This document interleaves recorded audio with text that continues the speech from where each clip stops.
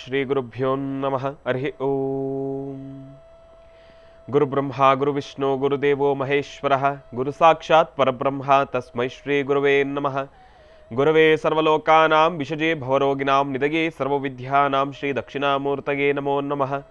ಜ್ಞಾನಾನಂದಮಯಂ ದೇವಂ ನಿರ್ಮಲಂ ಸ್ಫಟಿಕಾಕೃತಿಂ ಆಧಾರಂ ಸರ್ವವಿದ್ಯಾನಾಂ ಹಯಗ್ರೀವೋಪಾಸ್ಮಹೇ. ಜಗತಪಿತರಂ Vande Parvati ಪರಮೇಶ್ವರೌ.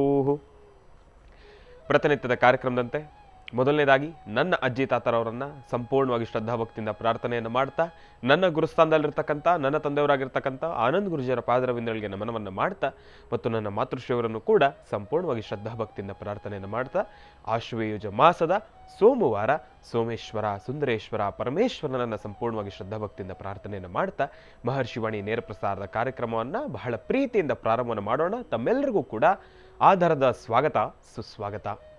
Special partners cycle pure ಅಗರಬತ್ತಿ. ಪ್ರತಿನಿತ್ಯ ನಿಮ್ಮೆಲ್ಲರ ವಾಸ್ತುಗೃಹದ ಪೂಜಾಗೃಹದಲ್ಲಿ ಬೆಳಗಲಿ ಸೈಕಲ್ ಪ್ಯೂರ್ ಅಗರಬತ್ತಿ. ಸಾಯಿ ಶುಭ್ ಟೂರ್ಸ್ ಆಧ್ಯಾತ್ಮಿಕ ದೇವಾಲಯಗಳಾದ, ಪುರಾಣ ಪ್ರಸಿದ್ಧಿ ಕ್ಷೇತ್ರಗಳಾದ ಪೂರಿ ಜಗನ್ನಾಥ್, ಕಾಶಿ, ಗಯಾ, ವಾರಣಾಸಿ ಇಂತಹ ಪುಣ್ಯಕ್ಷೇತ್ರಗಳಿಗೆ ವಿಶೇಷವಾಗಿರ್ತಕ್ಕಂಥ ದರ್ಶನ ಹಾಗೂ ವಿಶೇಷವಾಗಿರ್ತಕ್ಕಂಥ ಪ್ಯಾಕೇಜ್ಗಳಿಗಾಗಿ ಸಂಪರ್ಕಿಸಿ ಸಾಯಿ ಶುಭ್ ಟೂರ್ಸ್. ಇವರ ಶಾಖೆಗಳು ಮಲ್ಲೇಶ್ವರಂ ಮತ್ತು ಯಲಹಂಕ. ಇನ್ನು ಶ್ರೀ ಧರ್ಮಸ್ಥಳ ಸಿರಿ ಗ್ರಾಮೋದ್ಯೋಗ ಸಂಸ್ಥೆಯ ಉತ್ಪನ್ನಗಳು. ಬಹಳ ವಿಶೇಷವಾಗಿ ಇವತ್ತಿನ ದಿವಸ, ವಾರದ ಮೊದಲನೇ ದಿನ ಸೋಮವಾರ, ಪರಮೇಶ್ವರನನ್ನು ಸಂಪೂರ್ಣವಾಗಿ ಶ್ರದ್ಧಾಭಕ್ತಿಯಿಂದ ಪ್ರಾರ್ಥನೆಯನ್ನು ಮಾಡ್ತಕ್ಕಂಥ ವಾರ. ವಾರದುದ್ದಕ್ಕೂ ಕೂಡ ಏರುಪೇರುಗಳು ಇರ್ತಕ್ಕಂಥದ್ದೇ. ಕಷ್ಟಗಳು ಸಹಜ, ನಷ್ಟಗಳು ಸಹಜ, ನೋವು ಉಂಟು, ನಲಿವು ಉಂಟು, ಈ ಕಡೆ ಸುಖವೂ ಉಂಟು, ಈ ಕಡೆ ಸಂತೋಷವೂ ಉಂಟು. ಆದರೆ ಸಂತೋಷ ಬಂದಾಗ ನಾವೆಲ್ಲರೂ ಕೂಡ ನಗುತ್ತೀವಿ. ಆ ನಗು ಆ ಕ್ಷಣದ ಸಂದರ್ಭವನ್ಗೆ ನಿಮಗೆ ಸ್ಪಂದಿಸ್ತಕ್ಕಂಥದ್ದು ಇರುತ್ತೆ. ಆದರೆ ಒಬ್ಬ ಮನುಷ್ಯನಿಗೆ ನೋವಾದಾಗ ಆತನಿಗೆ ಬಹಳ ಸಂಕಟ ಆದಾಗ ಓರ್ವ ವ್ಯಕ್ತಿಯ ಒಂದು ಭಾವನೆಗಳಿಗೆ ಸ್ಪಂದಿಸ್ತಕ್ಕಂಥದ್ದಾಗಲಿ, ಇಲ್ಲಾಂದರೆ ಈಗ ನಾನು ಸಂಕಟದಲ್ಲಿದ್ದಾಗ ನನಗೆ ನೋವಾಗಿರ್ತಕ್ಕಂಥ ಸಮಯದಲ್ಲಿ, ನನ್ನ ಮನಸ್ಸಿಗೆ ನೋವಾದಂಥ ಸಮಯದಲ್ಲಿ ಇನ್ನೊಬ್ರು ಯಾರೋ ಬಂದು ನನ್ನನ್ನು ಸಮಾಧಾನ ಮಾಡಬಹುದಲ್ವಾ ಎಂಬತಕ್ಕಂಥ ಒಂದು ಕಾತುರತೆಯಲ್ಲಿ ನಾವೆಲ್ಲರೂ ಕೂಡ ಕಾದು ಕುಳಿತು ಆ ನೋವನ್ನು ಇನ್ನೂ ಜಾಸ್ತಿ ಮಾಡ್ಕೊಳ್ತಾನೆ ಹೋಗ್ತೀವಿ ಹೊರತಾಗಿ ಆ ಕ್ಷಣದ ನೋವನ್ನು ನಾವು ಕಳ್ಕೊಳ್ಳೋದಿಲ್ಲ. ಆದರೆ ಒಂದು ವಿಚಾರವನ್ನು ಮರೆತು ಬಿಟ್ಟಿದ್ದೇವೆ. ಯಾರು ಆ ಕ್ಷಣಕ್ಕೆ ನಮಗೆ ಸ್ಪಂದಿಸ್ತಾರೋ ಬಿಡ್ತಾರೋ, ನಮ್ಮ ಭಾವನೆಗಳಿಗೆ ಸ್ಪಂದಿಸ್ತಾರೋ ಬಿಡ್ತಾರೋ, ಆ ಕ್ಷಣ ನಮಗಾಗಿರ್ತಕ್ಕಂಥ ನೋವಿಗೆ ಸ್ಪಂದಿಸ್ತಾರೋ ಬಿಡ್ತಾರೋ, ಆದರೆ ಒಂದು ವಿಚಾರ ಮಾತ್ರ ನಾವು ಅರ್ಥಿಸ್ಕೊಳ್ಬೇಕು. ಆ ಒಂದು ನಮ್ಮ ಭಾವನೆಗಳಿಗೂ ಸ್ಪಂದಿಸುತ್ತೆ, ಆ ಕ್ಷಣ ನಮ್ಮ ಮನಸ್ಸಿನಲ್ಲಿರ್ತಕ್ಕಂಥ ನೋವನ್ನು ಕೂಡ ಸ್ಪಂದಿಸುತ್ತೆ. ಆ ನೋವಿನಿಂದ ಆಚೆ ಬರಲಿಕ್ಕೂ ಕೂಡ ನಮಗೆ ಸಹಾಯ ಮಾಡುತ್ತೆ. ಏನಪ್ಪ ಅದು? ಅದೇ ಇವತ್ತಿನ ದಿನ, ವಾರದ ಮೊದಲನೇ ದಿನದ ಒಂದು ಸಂದೇಶ. ಈ ಸಂದೇಶ ಏನು ಗುರುಗಳೇ, ವಾರದ ಮೊದಲನೇ ದಿನನೇ ಈ ಸಂದೇಶವನ್ನು ಕೊಡ್ತಾ ಇದ್ದೀರಿ ಅಂತ ತಾವು ಕೇಳ್ಬೋದು. ಆದರೆ ಒಬ್ಬ ಮನುಷ್ಯ ಹಾಕ್ತಕ್ಕಂಥ ಹೆಜ್ಜೆಯಲ್ಲಿ ಏರುಪೇರುಗಳು ಇರ್ತಕ್ಕಂಥದ್ದು ಸಹಜ. ಪ್ರತಿ ಸತಿ ಗುರುಗಳು ಹೇಳ್ತಾ ಇರ್ತಾರೆ, ಬರೀ ಗೆಲುವಿನ ಹಾದಿಯನ್ನು ಮಾತ್ರ ನೋಡ್ತಾ ಹೋದರೆ ಗೆಲುವನ್ನು ನಾವು ಒಂದಿನ ದಿವಸ ನಾವು ಅನುಭವಿಸ್ಲಿಕ್ಕೂ ಕೂಡ ನಮ್ಮ ಮನಸ್ಸು ಸ್ಪಂದಿಸೋದಿಲ್ವಲ್ತೆ. ಯಾಕೆಂದರೆ ಈ ಗೆಲುವು ನಮ್ಗೆ ಹಳೇದಾಗೋಗಿರುತ್ತಲ್ಲ, ಅಯ್ಯೋ ಪ್ರತಿನಿತ್ಯ ಗೆದ್ಕೊಂಡು ಬಂದಿರೋದೇ ತಾನೇ, ಅದರಲ್ಲಿ ಇನ್ನೇನು ಹೊಸ್ತಿದೆ, ಆ ಒಂದು ಹೊಸತನದ ಗೆಲುವನ್ನು ನಾವು ಅನುಭವಿಸೋದೇ ಇಲ್ವಂತೆ, ಆ ಒಂದು ರುಚಿಯನ್ನು ನಾವು ಸವಿಯೋದೇ ಇಲ್ವಂತೆ. ಆದರೆ ಒಬ್ಬ ಮನುಷ್ಯನಲ್ಲಿ ಈ ನೋವು ಉಂಟು, ಈ ಸೋಲನ್ನೂ ಕೂಡ ಅನುಭವಿಸ್ಕೊಂಡು ಬಂದು, ಆದರೆ ಮುಂದೊಂದು ದಿನ ಆ ಒಂದು ಗೆಲುವಿನ ಆ ಒಂದು ಹಬ್ಬವನ್ನು ಆಚರಣೆಯನ್ನು ಮಾಡ್ತೀವಲ್ಲ, ನಮ್ಮ ಕಂಗಳಲ್ಲಿ ತುಂಬಿ ಬರುತ್ತೆ ಗೊತ್ತಾ ಆ ಒಂದು ಆನಂದದ ಬಾಷ್ಪ. ಅದನ್ನು ಅನುಭವಿಸ್ಲಿಕ್ಕೆ ಆ ಕ್ಷಣ ನಮಗೆ ಸಿಗ್ತಕ್ಕಂಥ ಸಮಯ ಸಾಕಾಗೋದೇ ಇಲ್ವಂತೆ. ಹಾಗಾಗಿ ಭಗವಂತ ಅದಕ್ಕೋಸ್ಕರ ಅಂತಾನೆ, ನೀವು ಪಟ್ಟಿರ್ತಕ್ಕಂಥ ಶ್ರಮಕ್ಕೆ ಪ್ರತಿಫಲ ಸಿಕ್ಕಿದ್ರೂ ಕೂಡ ನನಗೆ ಆ ಪ್ರತಿಫಲ ಸಿಕ್ಕಿದೆ ಎಂಬತಕ್ಕಂಥ ಒಂದು ಭಾವನೆ ನಿಮಗೆ ಭಾಸವಾಗಬೇಕು. ಹಾಗಾಗಿ ಒಬ್ಬ ಮನುಷ್ಯನಲ್ಲಿ ಸೋಲು ಉಂಟು, ಈ ಕಡೆ ಗೆಲುವು ಉಂಟು. ಹಾಗಾಗಿ ವಾರದ ಮೊದಲನೇ ದಿನ ಇರತಕ್ಕಂಥ ಒಂದು ವಿಶೇಷ ಸಂದೇಶ ತಮ್ಮೆಲ್ಲರಿಗೂ ಕೂಡ ಏನಪ್ಪ ಅಂತಂದರೆ, ಒಬ್ಬ ಮನುಷ್ಯನಿಗೆ ನೋವು ಆಗ್ತಕ್ಕಂಥದ್ದು ಸಹಜ, ಬೇಜಾರಾಗ್ತಕ್ಕಂಥದ್ದು ಸಹಜ. ಆದರೆ ಆ ಒಂದು ವಿಚಾರ ನಿಮ್ಮನ್ನು ಸ್ಪಂದಿಸುತ್ತೆ, ಆ ಒಂದು ವಸ್ತು ನಿಮ್ಮನ್ನು ಸ್ಪಂದಿಸುತ್ತೆ. ವಸ್ತು ಅಂತ ಹೇಳೋದಕ್ಕಿಂತ ಆ ಒಂದು ಗುಣ ನಿಮ್ಮನ್ನು ಸ್ಪಂದಿಸುತ್ತೆ, ನಿಮ್ಮ ಜೊತೆ ಇರುತ್ತೆ ಎಂಬತಕ್ಕಂಥದ್ದನ್ನು ನಾನು ತಿಳಿಸ್ಕೊಡ್ಬಲ್ಲೆ. ಏನಪ್ಪ ಅದು? ಬೇರೆ ಯಾವುದೂ ಅಲ್ಲ, ಎಲ್ರಿಗೂ ಕೂಡ ಭಗವಂತ ಕೊಟ್ಟಿರ್ತಕ್ಕಂಥ ಒಂದು ಶಕ್ತಿ, ಕಣ್ಣೀರು. ತುಂಬ ಮನಸ್ಸಿಗೆ ನೋವಾದಾಗ ತುಂಬ ಬಿಕ್ಕಿ ಜೋರಾಗಿ ಹತ್ತು ಬಿಡ್ಬೇಕಂತೆ. ಆ ಕ್ಷಣ ನಿಮ್ಮ ಕಣ್ಣೀರು ಮಾತ್ರ ನಿಮ್ಮ ನೋವನ್ನು ದೂರ ಮಾಡುತ್ತಂತೆ, ನಿಮ್ಮ ಸಂಕಟವನ್ನು ದೂರ ಮಾಡುತ್ತಂತೆ. ಆದರೆ ನಾವು ನೋವಲ್ಲಿದ್ದಾಗ ನಾವೇನು ಮಾಡ್ತೀವಿ?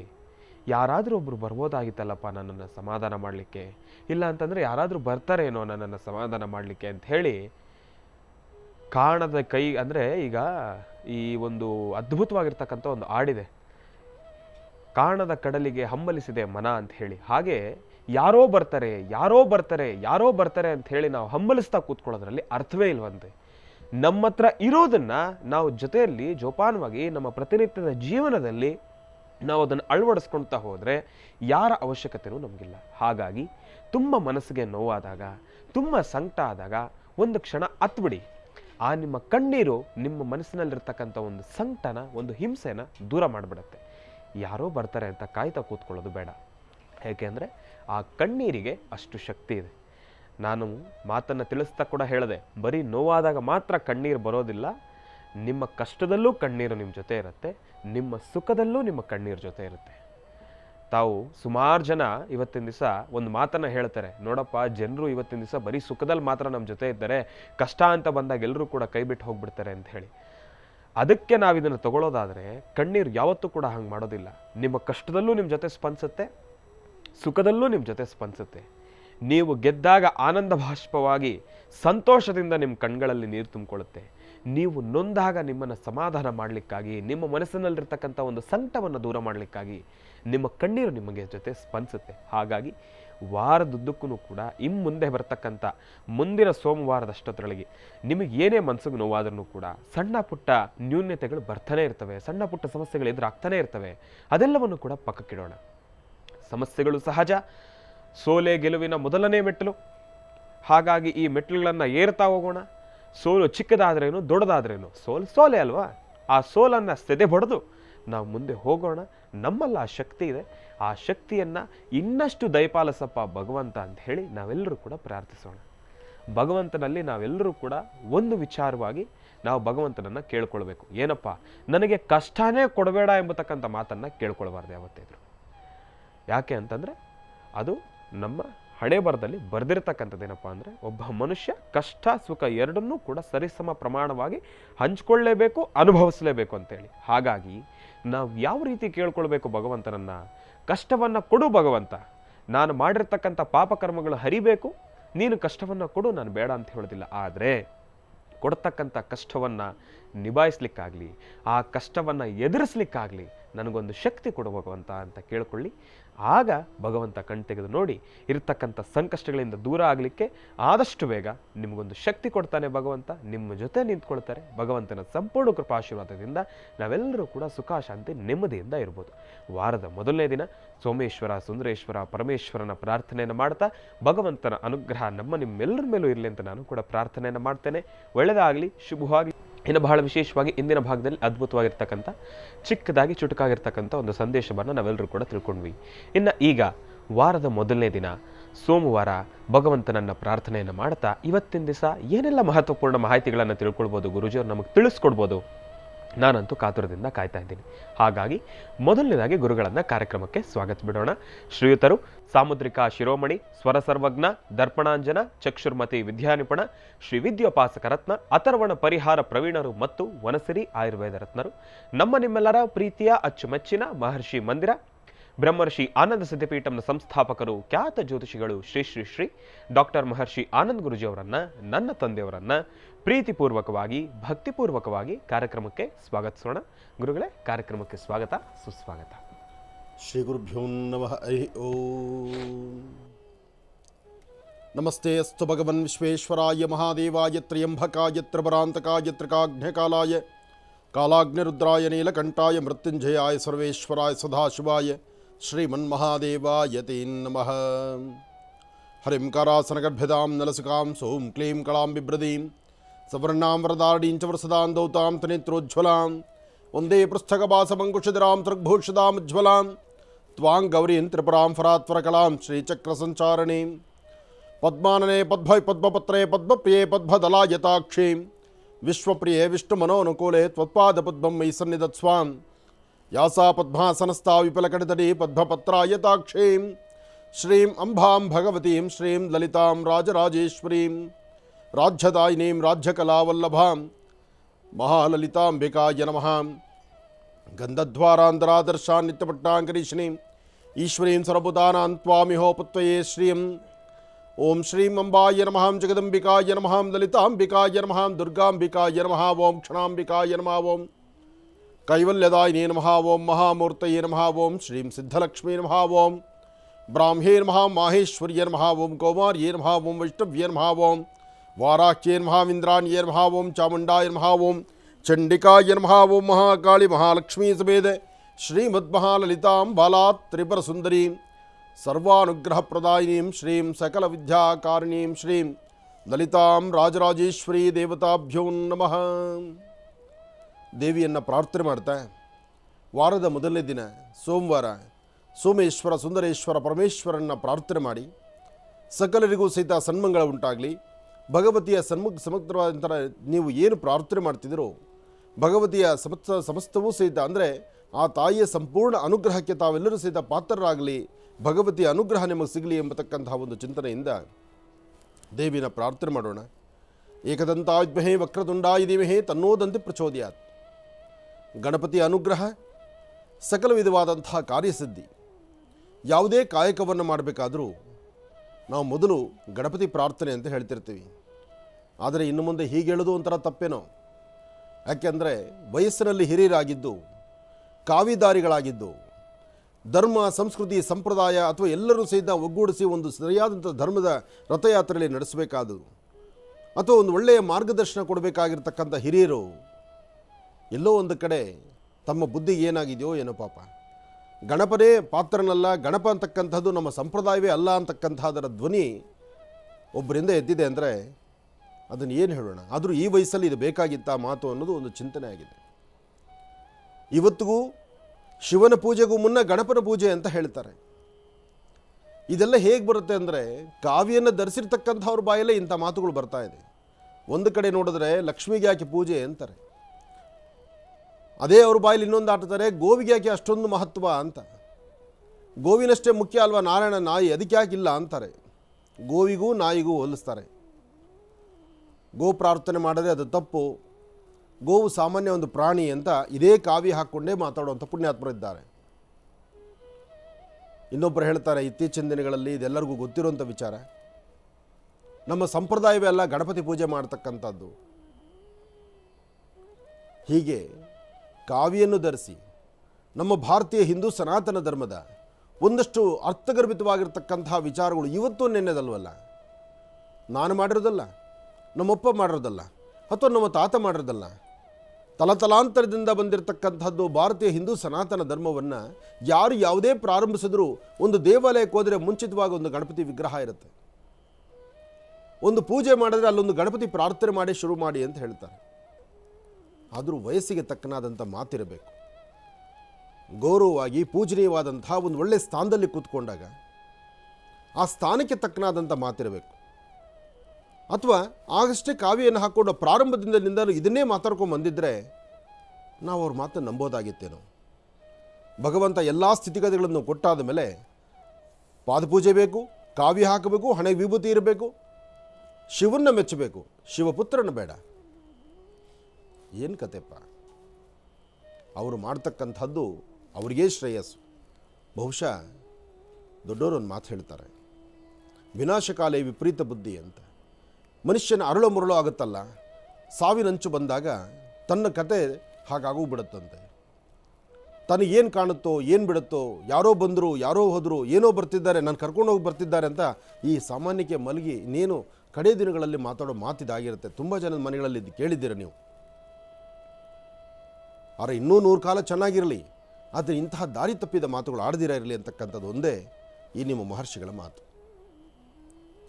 ನಾವೆಲ್ಲರೂ ಒಂದು ಧರ್ಮವನ್ನು ಒಗ್ಗೂಡಿಸಬೇಕು. ಹಿಂದಿನ ಪರಂಪರೆ, ಹಿಂದಿನ ಪದ್ಧತಿಗಳು ಅಥವಾ ಮನೆಯಲ್ಲಿರಬೇಕಾಗಿರ್ತಕ್ಕಂಥವ್ರು ಇರತಕ್ಕಂಥ ತಂದೆ ತಾಯಿಗೆ ಗೌರವಿಸಬೇಕಾಗಿರೋ ರೀತಿ ಏನು, ಇದೆಲ್ಲವನ್ನು ಸಹಿತ ಇನ್ನು ಮುಂದಿನ ಪೀಳಿಗೆಗೆ, ಮುಂದಿನ ಪ್ರಜೆಗಳಿಗೆ, ಮುಂದಿನ ಒಂದು ಸಂತತಿಗೆ ನಾವು ತಿಳಿಸಬೇಕಾಗಿದೆ.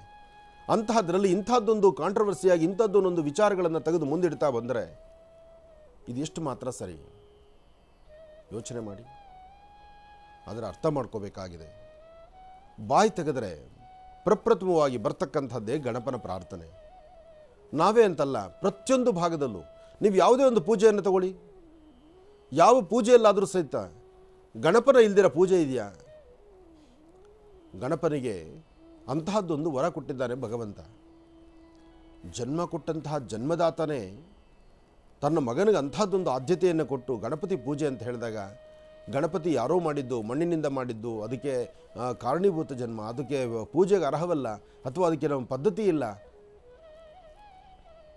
ಏನೋಪ್ಪ, ದಿನ ಕಳಿತಾ ಈ ಧರ್ಮ ಅಥವಾ ಯಾರಿಗಾದರೂ ಆಸೆ ಆಕಾಂಕ್ಷೆಗಳಿಗೊಡ್ಡಿ ನಿಮಗೂ ಒಂದು ಪ್ರಶಸ್ತಿನೋ, ನಿಮಗೂ ಒಂದು ಏನೋ ಒಂದು ಸ್ಥಾನಮಾನವೋ, ಅಥವಾ ನಿಮಗೂ ಓಡಾಡಲಿಕ್ಕೆ ಒಂದು ಕಾರೋ ಕೊಡ್ತೀವಿ ಅಂತ ಹೇಳಿ ಅವ್ರ ಬಾಯಿಲಿಂದ ಮಾತು ಹುಡಿಸ್ಬಿಟ್ರೋ ಏನು ಪತಿಯೋ ಪಾಪ. ಹೇಳೋಕ್ಕಾಗಲ್ಲ. ಮನುಷ್ಯನಿಗೆ ಆಸೆ ಅನ್ನೋದು ಇದೆಯಲ್ಲ, ಆಸೆ ಏನು ಬೇಕಾದರೂ ಮಾಡಿಸ್ಬಿಡುತ್ತೆ. ದೊಡ್ಡವರು ಹೇಳ್ತಾರಲ್ಲ, ಒಂದು ಕಿಲುಬು ಕಾಸು ತಾಯಿ ಮಕ್ಕಳನ್ನು ಬೇರು ಮಾಡುತ್ತಂತೆ. ಒಂದು ಕಿಲುಬು ಕಾಸು ತಾಯಿ ಮಕ್ಕಳನ್ನು ಬೇರು ಮಾಡುತ್ತೆ. ಇವತ್ತು ಎಷ್ಟೋ ಜನ ಮನೆಗಳಲ್ಲಿ ನೋಡಿ, ಕಷ್ಟಪಟ್ಟು ಸಂಪಾದನೆ ಮಾಡಿರ್ತಕ್ಕಂಥದ್ದು ತಾತನ ಆಸ್ತಿನೋ ಅಪ್ಪನ ಆಸ್ತಿನೋ, ಅದನ್ನು ಹೊಡಿಲಿಕ್ಕೆ ಮಗ ಮುಚ್ಚಿ ತೊಗೊಂಡು ನಿಂತ್ಕೊಳ್ತಾನೆ. ಪೂರ್ತಿ ನನಗೆ ಬರೀತೀಯ ಅಥವಾ ನನ್ನ ತಮ್ಮನಿಗೆ ಅರ್ಧ ಮಾಡಿ ನನಗೆ ಅನ್ಯಾಯ ಮಾಡ್ತೀಯ ಅಂತ. ತಮ್ಮನಿಗೆ ಅರ್ಧ ಬರೆದ್ರೆ ಅದು ಅನ್ಯಾಯ, ಅರ್ಥ ಮಾಡ್ಕೊಳ್ಳಿ. ಅಪ್ಪ ಅಮ್ಮ ಕಾಸು ಕೊಡಲಿಲ್ಲ ಅಂದರೆ ಕೋಲ್ ತೊಗೊಂಡು ಅಥವಾ ಮುಚ್ಚು ತೊಗೊಂಡು ನಿಂತ್ಕೊಳ್ತಾರೆ. ಆಡಬಾರ್ದಂತ ಮಾತಾಡ್ತಾರೆ. ಜನ್ಮ ಕೊಟ್ಟಿಲ್ವಾ ನೀನು, ಕೊಡು ನನಗೆ ಕಾಸು ಅಂತಾರೆ. ಜನ್ಮ ಕೊಟ್ಟು ತಪ್ಪು ಇವನಿಗೆ ಕಾಸು ಕೊಡಬೇಕು. ನೋಡಿ ಹೇಗಿದೆ. ಇಂತಹವ್ರ ಮಧ್ಯದಲ್ಲಿ ಇಂಥದ್ದೊಂದು ಸ್ಟೇಟ್ಮೆಂಟು, ಇಂಥದ್ದೊಂದು ಸುದ್ದಿನ ಹರಿಬಿಡ್ತಕ್ಕಂಥದ್ದು, ದೇವರೇ ಮೆಚ್ಚಬೇಕು ಇವ್ರನ್ನ. ಇಂತಹವ್ರ ಬಗ್ಗೆ ನಾವೇನು ಹೇಳೋದಕ್ಕಿನ್ನ ಅವರನ್ನು ನಂಬಿ ನಾವು ಅವ್ರನ್ನ ಫಾಲೋವರ್ಸು ಅಥವಾ ನಮ್ಮದೇ ಆದಂಥ ಒಂದು ದೊಡ್ಡ ಸಂಸ್ಥೆ ಅಂತ ನಾವು ಅವ್ರನ್ನ ಕೈ ಮುಗಿದು ಅವ್ರ ಮುಂದೆ ನಿಂತ್ಕೊಳ್ತೀವಲ್ವ, ನಮ್ಮ ಪ್ರಾರಬ್ಧ ಕರ್ಮ. ಯಾಕೆ ಅಂದರೆ ಒಂದು ಅತೀತವಾದಂಥ ಸ್ಥಾನ, ಜೊತೆಗೆ ವಯಸ್ಸು ಎಷ್ಟಪ್ಪ, ಅಂಥ ಹಿರಿ ವಯಸ್ಸು. ಆದರೆ ಈಗ ನಾವು ಅರ್ಥ ಮಾಡ್ಕೋಬೇಕು, ಹಿರಿ ವಯಸ್ಸಲ್ಲಿರ್ತಕ್ಕಂಥವ್ರು ಇಂಥವರು ದಾರಿ ತಪ್ಪದಾಗ ಬಹುಶಃ ಚಿಕ್ಕ ಚಿಕ್ಕ ಮಕ್ಕಳೇ ಅವರು ಪಾಠ ಕಲಿಸ್ಬೇಕಾಗತ್ತೆ. ಅದು ಹಂಗಲ್ಲ, ಹೀಗೆ, ಅದು ಗ್ರಂಥಗಳಲ್ಲಿ ಆಧಾರ ಹೀಗಿದೆ, ಅದಕ್ಕೆ ಪೂರ್ವದಿಂದ ಈ ಥರ ಇದೆ ಅಂತ ಮಕ್ಕಳೇ ಹೇಳ್ಕೊಡ್ಬೇಕು. ಏನು ಮಾಡೋದು, ವಯಸ್ಸಾದ ಮೇಲೆ ಮಕ್ಕಳಲ್ವ ಅವ್ರು ಪಾಪ. ವಯಸ್ಸಾದ ಮೇಲೆ ಮಕ್ಕಳೇ, ಆ ಮಕ್ಕಳಿಗೂ ಪಾಠ ಹೇಳುವಂಥ ಕಾಲ ಎದುರಾಗ್ಬಿಡುತ್ತೋ ಏನೋ ಒಂದೊಂದು ಸರ್ತಿ. ಎಲ್ಲ ಈ ಕಲಿಯುಗ. ಈ ಕಲಿಯುಗದಲ್ಲಿ ಹಾಗೆ, ಈ ಕಲಿಯುಗದಲ್ಲಿ ಮಾಡೋರ ತಪ್ಪುಗಳನ್ನು ಕ್ಷಮಿಸ್ತಾ ಇರಬೇಕು. ಆ ತಪ್ಪು ಹಾಗಲ್ಲ ಹೀಗೆ ಅಂತ ತಿದ್ದಿ ಬುದ್ಧಿ ಕಲಿಸ್ತಾ ಇರಬೇಕು. ಆದರೆ ಧರ್ಮ ಸಂಸ್ಕೃತಿ ನಾವು ಬರಲಿ ನಾವು ಹೋಗಲಿ, ಆದರೆ ಏನು ಧರ್ಮ ಇದೆಯೋ ಅದು ಹಾಗೆ. ಊಟ ಹೀಗೆ ಮಾಡಬೇಕು, ಇದನ್ನು ಇನ್ನೊಂದು ಥರ ಮಾಡಬಾರ್ದು. ಆ ಮಾಡುವ ರೀತಿಯಲ್ಲಿ ಎಲ್ಲರೂ ಅರ್ಥ ಮಾಡ್ಕೋಬೇಕು. ಒಳ್ಳೆಯದಾಗಲಿ, ಶುಭವಾಗಲಿ. ಈಗ ಪ್ರಾರಂಭ ಮಾಡೋಣ ದಿನ ವಿಶೇಷ.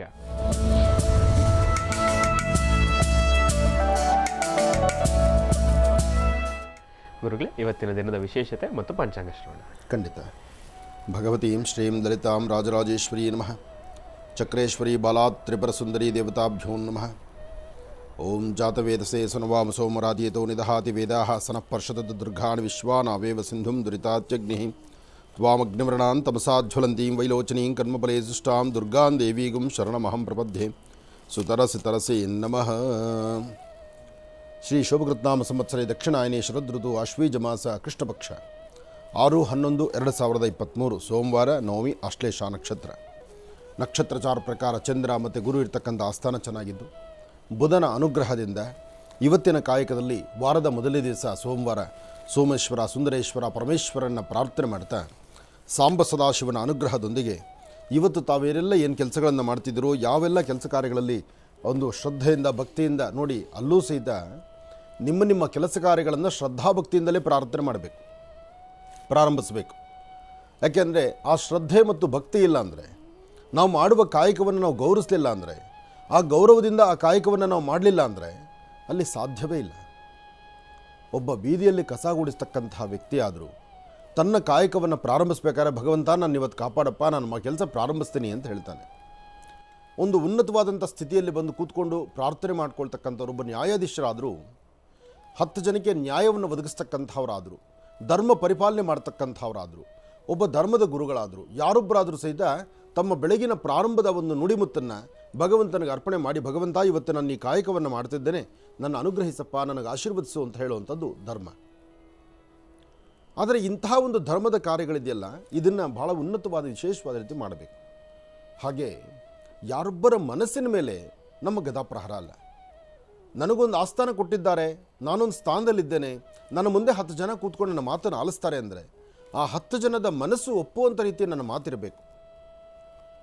ಇಲ್ಲಿ ನನ್ನ ಸ್ವಂತವಾದಂತಹ ರೀತಿ ನನ್ನ ಮಾತಾದರೆ ಈ ಆಸ್ಥಾನಕ್ಕೆ ಅದು ಬೆಲೆನೇ ಅಲ್ಲ. ಹಾಗಾಗಿ ಇವತ್ತು ನಾವು ತಿಳ್ಕೊಳ್ಳುವಂಥ ವಿಚಾರಗಳಿದೆಯಲ್ಲ ಬಹಳಷ್ಟು ವಿಶೇಷವಾಗಿದೆ. ಹಾಗೆ ಇವತ್ತು ಮತ್ತೊಂದು ವಿಶೇಷ ಏನಪ್ಪ ಅಂದರೆ, ಬೇಗ ರಾಶಿಫಲವನ್ನು ತಗೊಂಡು ಆದಷ್ಟು ನಿಮ್ಮ ಫೋನ್ ಕರೆಗಳನ್ನು ಆಲಿಸುವಂತಹದ್ದು, ಸಮಸ್ಯೆಗೊಂದು ಪರಿಹಾರಗಳನ್ನು ಹುಡುಕುವಂತಹದ್ದು. ಯಾಕೆಂದರೆ ಮಹರ್ಷಿವಾಣಿ ಕಾರ್ಯಕ್ರಮವನ್ನು ದಿನೇ ದಿನೇ ತಾವೆಲ್ಲರೂ ಸಹಿತ ಹೃದಯಕ್ಕೆ ಅಪ್ಪಿಕೊಂಡು ಎಲ್ಲರೂ ಸಹಿತ ಪ್ರೀತಿ ವಿಶ್ವಾಸದಿಂದ ನನ್ನ ಕಾರ್ಯಕ್ರಮವನ್ನು ನೋಡ್ತಾ ಇದ್ದೀರಿ. ಕಾರ್ಯಕ್ರಮದಲ್ಲಿ ಬರುವಂತಹ ಒಂದಷ್ಟು ವಿಚಾರಗಳನ್ನು ಅರ್ಥ ಮಾಡಿಕೊಂಡು ಅರ್ಥೈಸ್ಕೊಂಡು ನಡೀತಾ ಇದ್ದೀರಿ. ಇದರಿಂದ ಸಾಕಷ್ಟು ಜನ ಒಳಿತನ್ನು ಕಾಣ್ತಾ ಇದ್ದೀರಿ. ಇನ್ನಷ್ಟು ಜನ ಕಾತುರತೆಯಿಂದ ಕಾಯ್ತಾ ಇದ್ದೀರಿ, ನನಗೊಂದು ಫೋನ್ ಕರೆ ಸಿಗುತ್ತಾ, ನಾನು ಮಾತಾಡಬೇಕಲ್ಲ ಗುರುಗಳನ್ನ ಅಂತ. ನಿಮ್ಮ ಪ್ರೀತಿ ವಿಶ್ವಾಸಕ್ಕೆ ನಾವು ಯಾವತ್ತೂ ಭಾಜನರೇ. ಜೊತೆಗೆ ನಾವು ಏನೇ ಕಾಯಕವನ್ನು ಮಾಡಬೇಕಾದರೂ ಆಡುವ ಪ್ರತಿ ಮಾತು ಸಾರ್ವತ್ರಿಕವಾಗಿ ಎಲ್ಲರಿಗೂ ಅನ್ವಯಿಸುವಂಥ ರೀತಿಯಲ್ಲೇ ಇರಬೇಕು ಈ ಮಾತು. ಅದಕ್ಕಾಗಿ ರಾಶಿಫಲವನ್ನು ಬೇಗ ತೆಗೆದುಕೊಳ್ಳೋಣ.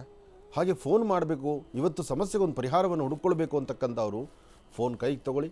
ರಾಶಿಫಲ ಮುಗಿತಾ ಇದ್ದ ಹಾಗೆ ಮುಗಿಯೋದಕ್ಕಿಂತ ಮುಂಚಿತವಾಗಿ ಇನ್ನೇನು ಕಡೆ ರಾಶಿ ಹೇಳುವಾಗಲೇ ನೀವು ಫೋನ್ ಟ್ರೈ ಮಾಡೋಕ್ಕೆ ಶುರು ಮಾಡಬೇಕು. ಆಗ ನಿಮ್ಮ ಅದೃಷ್ಟಕ್ಕೆ ಫೋನ್ ಸಿಕ್ಬಿಡುತ್ತೆ. ಇದೇ ಸೀಕ್ರೆಟ್. ಮುಂದುವರಿಸೋಣ. ನಮಃ ಸೂರ್ಯಾಯ ಚಂದ್ರಾಯ ಮಂಗಳಾಯ ಬುಧಾಯ ಚ ಗುರು ಶುಕ್ರ ಶನಿಭ್ಯಶ್ಚ ರಾಹವೇ ಕೇತುವೆ ನಮಃ. ಮೃತ್ಯುಂಜಯಾಯ ರುದ್ರಾಯ ನೀಲಕಂಠಾಯ ಶಂಭವೇ ಅಮೃತೇಶಾಯ ಸರ್ವಾಯ ಮಹಾದೇವಾಯ ತೇ ನಮಃ. ಸಾಂಬ ಸದಾಶಿವವನ್ನು ಪ್ರಾರ್ಥನೆ ಮಾಡ್ತಾ ರಾಶಿಫಲದತ್ತ ಗಮನ ಹರಿಸೋಣ. ಮೊದಲನೇದಾದಂತಹದ್ದು ಮೇಷರಾಶಿ. ಮೇಷರಾಶಿ ಮೇಷಲಗ್ನದಲ್ಲಿರ್ತಕ್ಕಂಥವ್ರಿಗೆ ಇವತ್ತು ಆರ್ಥಿಕ ಪರಿಸ್ಥಿತಿ ಪರವಾಗಿಲ್ಲ, ವ್ಯಾಪಾರ ವ್ಯವಹಾರಗಳು ಪರವಾಗಿಲ್ಲ.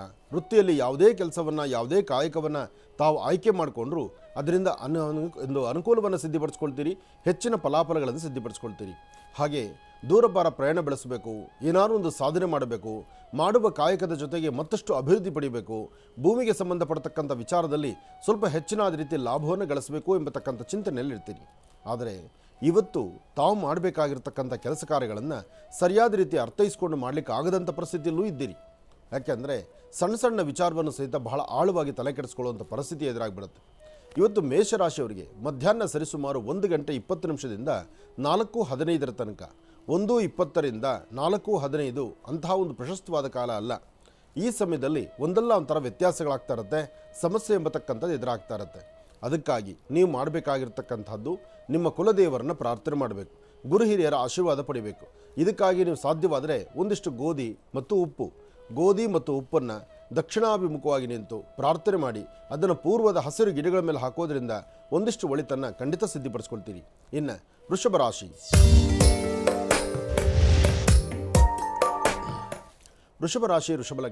ವೃಷಭ ಲಗ್ನದಲ್ಲಿರ್ತಕ್ಕಂಥವ್ರಿಗೆ ಬುಧ ಮತ್ತು ಚಂದ್ರ ಇರ್ತಕ್ಕಂಥ ಆಸ್ಥಾನ, ಗುರು ಮತ್ತು ಶುಕ್ರ ಇರ್ತಕ್ಕಂಥ ಆಸ್ಥಾನ ಚೆನ್ನಾಗಿದ್ದು ನಿಮ್ಮ ಮುಖದ ವರ್ಚಸ್ಸು, ತೇಜಸ್ಸು, ತಾವು ಮಾಡುವಂಥ ಕೆಲಸ ಕಾರ್ಯಗಳು, ವೃತ್ತಿಯಲ್ಲಿ ಅಭಿವೃದ್ಧಿ, ಯಾವುದೇ ಕಾಯಕವನ್ನು ಮಾಡಲಿಕ್ಕೆ ಮುಂದಾದರೂ ಅದರ ಫಲಾಫಲಗಳು ಸಾಕಷ್ಟು ಇರುತ್ತೆ. ಹಾಗೆ ಇವತ್ತು ತಾವು ಅಂದುಕೊಂಡಷ್ಟು ಮಟ್ಟಿಗೆ ಲಾಭವನ್ನು ಗಳಿಸುವಂಥ ಅದೃಷ್ಟ ಇರತಕ್ಕಂಥ ದಿನ. ಆದರೆ ಸಣ್ಣ ಸಣ್ಣ ವಿಚಾರಕ್ಕೂ ಸಹಿತ ಮನಸ್ತಾಪಗಳು ತಂದುಕೊಳ್ತಾ ಇರ್ತೀರಿ. ವೃತ್ತಿಯಲ್ಲಿ ಅಭಿವೃದ್ಧಿಯನ್ನು ಕಾಣಬೇಕಾದಂತಹ ನೀವು ಅಭಿವೃದ್ಧಿ ಕಾಣಲಿಕ್ಕಾಗದಂಥ ರೀತಿಯಲ್ಲಿ ಇರ್ತೀರಿ.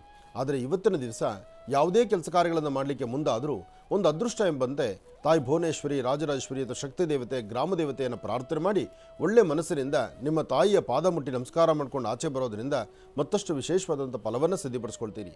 ಮನೆಯಲ್ಲಿ ಸಣ್ಣ ಪುಟ್ಟ ಮಕ್ಕಳಿದ್ದರೆ ಆ ಮಕ್ಕಳ ಆರೋಗ್ಯದ ಕಡೆ ಸ್ವಲ್ಪ ಗಮನ ಕೊಡಿ ವೃಷಭ ರಾಶಿಯವರು. ಯಾಕೆಂದರೆ ಹೊರಗಡೆ ವಾತಾವರಣವೂ ಹಾಗೇ ಇದೆ. ಅದರಿಂದ ಸ್ವಲ್ಪ ಶೀತ ಬಾಧೆನೋ, ಶೀತ ಗಾಳಿಯಿಂದ ಆಗುವಂಥ ವ್ಯತ್ಯಾಸಗಳು, ಜ್ವರ, ಕೆಮ್ಮು, ನೆಗಡಿ ಇದು ವೃಷಭ ರಾಶಿಯವರಿಗೆ ತಟ್ಟಬಹುದು. ಆದಷ್ಟು ಸ್ವಲ್ಪ ಎಚ್ಚರಿಕೆಯ ನಡೆ ಇರಲಿ. ಇನ್ನು ವೃಷಭ ಲಗ್ನದಲ್ಲಿರ್ತಕ್ಕಂಥವರು ಕೆಂಪು ಗಂಧವನ್ನು ಮಾಡಿ ಆ ಕೆಂಪು ಗಂಧದಲ್ಲಿ ಗರಿಕೆಯನ್ನು ಅದ್ದುಕೊಂಡು ಗಣಪತಿಯನ್ನು ಪ್ರಾರ್ಥನೆ ಮಾಡಿ ಓಂ ಗಂ ಗಣಪತಿಯೇ ನಮಃ, ಓಂ ಗಂ ಗಣಪತಿಯೇ ನಮಃ, ಓಂ ಗಂ ಗಣಪತಿಯೇ ನಮಃ ಹೀಗೆ ಗಣಪತಿಯ ಪಾದದ ಮೇಲೆ ಗರಿಕೆಯನ್ನಿಟ್ಟು ನಮಸ್ಕಾರ ಮಾಡೋದ್ರಿಂದ ನಿಮ್ಮ ಇನ್ನಷ್ಟು ಕೆಲಸ ಕಾರ್ಯಗಳನ್ನು ಸಿದ್ಧಪಡಿಸ್ಕೊಳ್ತೀರಿ. ಒಳ್ಳೆಯದಾಗಲಿ, ಶುಭವಾಗಲಿ. ಇನ್ನು ಮಿಥುನ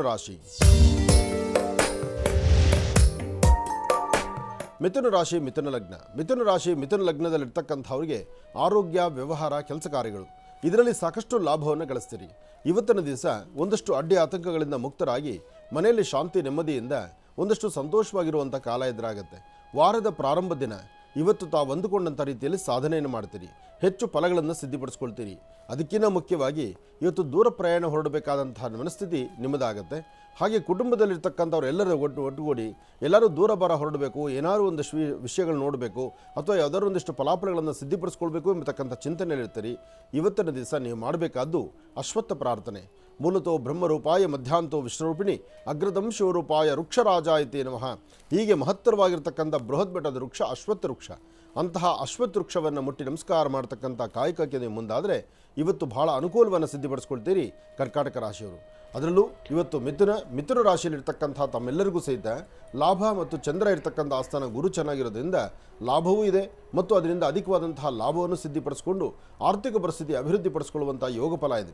ಅದಕ್ಕಾಗಿ ನೀವು ನಿಮ್ಮ ಕುಲದೇವರನ್ನು ಪ್ರಾರ್ಥನೆ ಮಾಡಿ ಗಣಪತಿ ಆರಾಧನೆ ಮಾಡಿ ಸಾಧ್ಯವಾದರೆ ಮನೆಯಿಂದ ಆಚೆ ಹೊರಡುವಾಗ ಒಂದು ಚಿಟಿಕೆಯಷ್ಟು ಹೆಸರು ಕಾಳನ್ನು ಈಶಾನ್ಯ ದಿಕ್ಕಲ್ಲಿ ನಿಂತು ದೃಷ್ಟಿ ತೆಗೆದು ಆಚೆ ಹಾಕೋದ್ರಿಂದ ಮತ್ತಷ್ಟು ವಿಶೇಷವಾದಂಥ ಫಲವನ್ನು ಸಿದ್ಧಿಪಡಿಸ್ಕೊಳ್ತೀರಿ.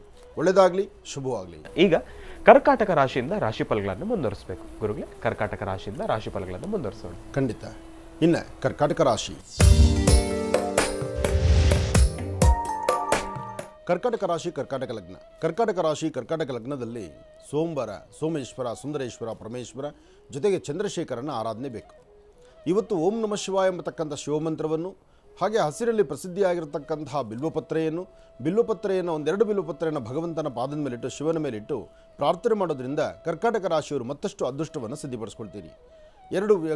ಬಿಲ್ವಪತ್ರೆ 2 ಎಲೆಗಳನ್ನು ತಂದು ಶಿವನ ಮೇಲೆ ಇಡ್ತಕ್ಕಂಥದ್ದು, ಮತ್ತೊಂದು ಎಲೆ ಇದ್ದರೆ ಅದರ ಮೇಲೆ ಐಂ ಅಂತಕ್ಕಂಥ ಒಂದು ಬೀಜಾಕ್ಷರಿ ಮಂತ್ರವನ್ನು ಬರೆದು ತಾಯಿ ಮಹಾಲಕ್ಷ್ಮಿಗೆ ಇಡ್ತಕ್ಕಂಥದ್ದು. ಲಕ್ಷ್ಮಿಗೂ ಸಹಿತ ಬಿಲ್ವಪತ್ರೆ ಬಹಳ ವಿಶೇಷ ಅಂತ ಹೇಳ್ತಾರೆ. ಹಾಗಾಗಿ ಶಿವನಿಗಷ್ಟೇ ಅಲ್ಲ ಬಿಲ್ವಪತ್ರೆ, ಲಕ್ಷ್ಮಿಗೂ ವಿಶೇಷವಾಗಿದೆ. ಅಂದರೆ ಲಕ್ಷ್ಮಿಗೂ ವಿಶೇಷವಾಗಿರ್ತಕ್ಕಂಥದ್ದು ಬಿಲ್ವಪತ್ರೆ. ಆದ್ದರಿಂದ ಇವತ್ತಿನ ದಿವಸ ನಿಮ್ಮ ಮನೆ ದೇವರನ್ನ ಪ್ರಾರ್ಥನೆ ಮಾಡಿ ಬಿಲ್ವಪತ್ರೆಯಿಂದ ನಾಮಾರ್ಚನೆಗಳನ್ನು ಮಾಡಿ ಅಥವಾ ದೇವರ ದರ್ಶನ ಮಾಡಿಕೊಂಡು ತದನಂತರ ನಿಮ್ಮ ಕೆಲಸ ಕಾರ್ಯದ ಕಡೆ ಗಮನ ಕೊಟ್ಟರೆ ಆರೋಗ್ಯ ಆಗಲಿ, ವ್ಯವಹಾರ ಆಗಲಿ, ಕೆಲಸ ಕಾರ್ಯಗಳಾಗಲಿ ಅಥವಾ ಹೊಸದಾಗಿ ಏನೋ ಒಂದು ಕೆಲಸ ಮಾಡಬೇಕು ಅಂತ ತಾವು ಸಂಕಲ್ಪ ಮಾಡಿದ್ರು ಇವತ್ತು 11 ಗಂಟೆ 20 ನಿಮಿಷದಿಂದ 4:15 ಬಹಳ ಒಳ್ಳೆಯ ಕಾಲ ಇದೆ. ಈ ಸಮಯದಲ್ಲಂತೂ ತಾವು ಅಂದುಕೊಂಡಷ್ಟು ಲಾಭವನ್ನೇ ಸಿದ್ಧಿಪಡಿಸ್ಕೊಳ್ತೀರಿ ಕರ್ಕಾಟಕ ರಾಶಿಯವರು. ಕರ್ಕಾಟಕ ರಾಶಿಯವರಿಗೆ ತುಂಬ ದಿನಗಳ ನಂತರ ಇಂತಹದ್ದೊಂದು ಅದೃಷ್ಟವಾದಂಥ ದಿನ. ಹಾಗಾಗಿ ಇವತ್ತು ನೀವು ಏನೇ ಕೆಲಸ ಮಾಡೋದಕ್ಕೆ ಹೊರಟ್ರು ಧೈರ್ಯವಾಗಿ ಒಂದು ಹೆಜ್ಜೆ ಮುಂದೆ ಹಾಕಿ, ಧೈರ್ಯದಿಂದ ಒಂದು ಹೆಜ್ಜೆ ಮುಂದೆ ಹಾಕಿ ಸರಿಯಾದ ಮಾರ್ಗದರ್ಶಕರನ್ನ ಜೊತೆಯಲ್ಲಿಟ್ಕೊಳ್ಳಿ. ಸಾಧ್ಯವಾದರೆ ಮನೆಯಲ್ಲಿರ್ತಕ್ಕಂಥ ಹಿರಿಯರ ಪಾದ ಮುಟ್ಟಿ ನಮಸ್ಕಾರ ಮಾಡಿಕೊಂಡು ಒಳ್ಳೆ ಹಸನ್ಮುಖಿಯಾಗಿ ನಗನಗ್ತಾ ನೀವು ಆಚೆ ಹೊರಡೋದ್ರಿಂದ ಅಷ್ಟೇ ಅದೃಷ್ಟವನ್ನು ತಾವು ಸಿದ್ಧಿಪಡಿಸ್ಕೊಳ್ತೀರಿ. ಒಳ್ಳೆಯದಾಗಲಿ. ಇನ್ನು ಸಿಂಹರಾಶಿ, ಸಿಂಹರಾಶಿಯಲ್ಲಿರ್ತಕ್ಕಂಥವ್ರಿಗೆ ರಾಶಿ ನಕ್ಷತ್ರಚಾರ ಪ್ರಕಾರ ಲಾಭ ನಷ್ಟ ಎರಡೂ ಇದೆ. ಜೊತೆಗೆ ಒಂದಿಷ್ಟು ಅಂಜಿಕೆ ಇದೆ, ಭಯ ಇದೆ. ಯಾವಾಗೂ ಗರ್ಜನೆ ಮಾಡ್ತಕ್ಕಂಥ ನೀವು ಇವತ್ತಿನ ದಿವಸ ಎಲ್ಲೋ ಒಂದು ಕಡೆ ಕೈಕಟ್ಟಿ ಕೂರಬೇಕಾದ ಪರಿಸ್ಥಿತಿ ಎದುರಾಗುತ್ತೆ. ಕಾರಣ ಕಾಲ ಯಾವಾಗಲೂ ನಮ್ಮದೇ ಅಲ್ಲ ಅಂತಾರಲ್ಲ, ಹಾಗೇ ಇರ್ಬೋದೇನೋ. ಹಾಗೆ ಇವತ್ತು ಸಿಂಹರಾಶಿಯವರು ಏನೇ ಮಾಡಬೇಕಾದ್ರೂ, ಯಾವುದೇ ಕೆಲಸದ ಬಗ್ಗೆ ಆಗಲಿ ಅಥವಾ ಯಾವುದೇ ಒಂದು ಸ್ವರ ಎತ್ತಿ ಮಾತಾಡಬೇಕಾದ್ರೂ 1-2 ಬಾರಿ ಆಲೋಚನೆ ಮಾಡಿ, ದುಡುಕಿ ತೀರ್ಮಾನ ತಂದುಕೊಳ್ಬೇಡಿ. ಕೆಲವೊಮ್ಮೆ ತಪ್ಪು ಆಗುತ್ತೆ ನಿಜ, ಆ ತಪ್ಪನ್ನು ಹೇಗೆ ಸರಿತಿದ್ಕೋಬೇಕು ಅನ್ನೋ ಚಿಂತನೆಯೂ ಬೇಕು. ತಪ್ಪು ಮಾಡೋದಷ್ಟೇ ಅಲ್ಲ, ತಪ್ಪು ಎಲ್ಲರೂ ಮಾಡ್ತಿರ್ತಾರೆ.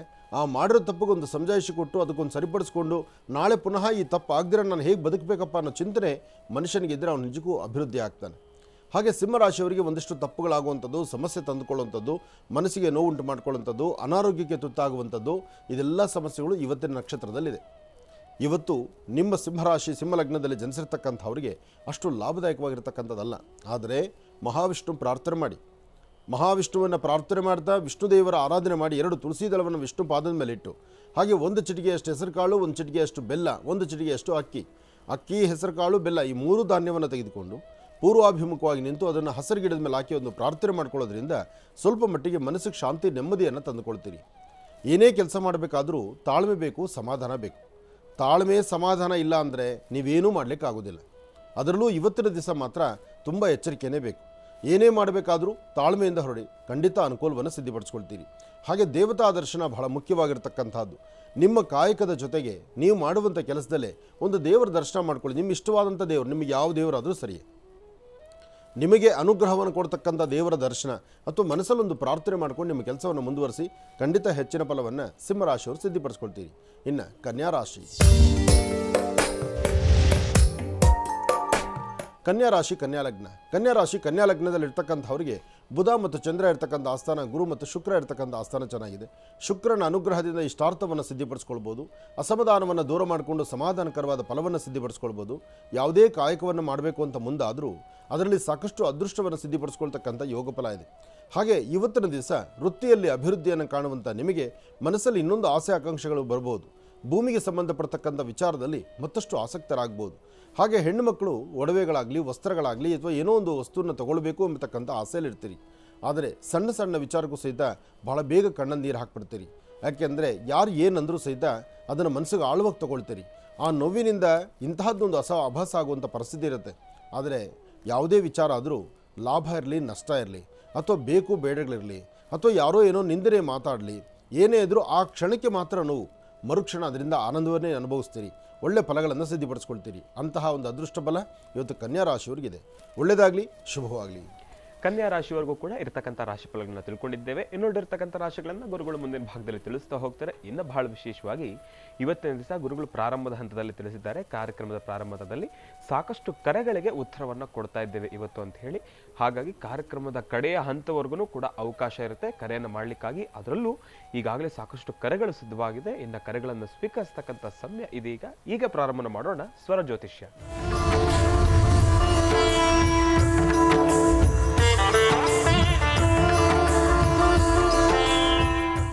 ಬನ್ನಿ ಕಾರ್ಯಕ್ರಮಕ್ಕೆ ಮೊದಲು ಯಾರು ಕರೆ ಮಾಡಿದ್ದಾರೆ ಅನ್ನೋದನ್ನ ತಿಳ್ಕೊಳ್ಳೋಣ. ಹಲೋ ಹಲೋ ಅಮ್ಮ, ನಮಸ್ತೆ. ಚೆನ್ನಾಗಿದ್ದೀರಾ?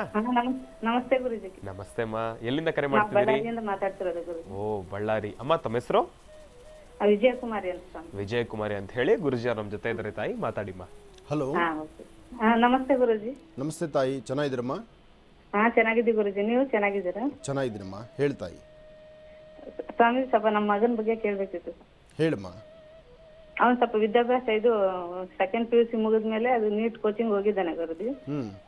ಒಂದ್ ವರ್ಷ ಇದು ಕೋಚಿಂಗ್ ತಗೊಂಡ್ರು ಆಗ್ಲಿಲ್ಲ ಸ್ವಾಮೀಜಿ. ಈ ವರ್ಷನೂ ಮತ್ತೆ ಅದೇ ರಿಪೀಟ್ ಹೋಗಿದ್ದಾನೆ ಸ್ವಾಮೀಜಿ. ಏನೇನಾಗತ್ತೆ ಅಂತ ಕೇಳಿ.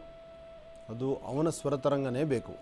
ಹೌದು ಸ್ವಾಮೀಜಿ, ಅವನ್ ಬೆಂಗಳೂರಲ್ಲಿ ಇದ್ದಾನೆ ಸ್ವಾಮೀಜಿ. ನಾವು ಯಾಕೆಂದ್ರೆ ವಿದ್ವಾನ್ ಸರ್ವತ್ರ ಪೂಜ್ಯತೆ. ನೋಡಮ್ಮ, ಒಂದು ವರ್ಷ ಪೂರ್ತಿ ಓದಬೇಕು ಅಂತಲ್ಲ. ನಾನು ಬೆಳಿಗ್ಗೆ ಬರಬೇಕಾದ್ರೆ ಮೊಬೈಲಲ್ಲಿ ಒಂದು ವಿಚಾರ ನೋಡಿದೆ.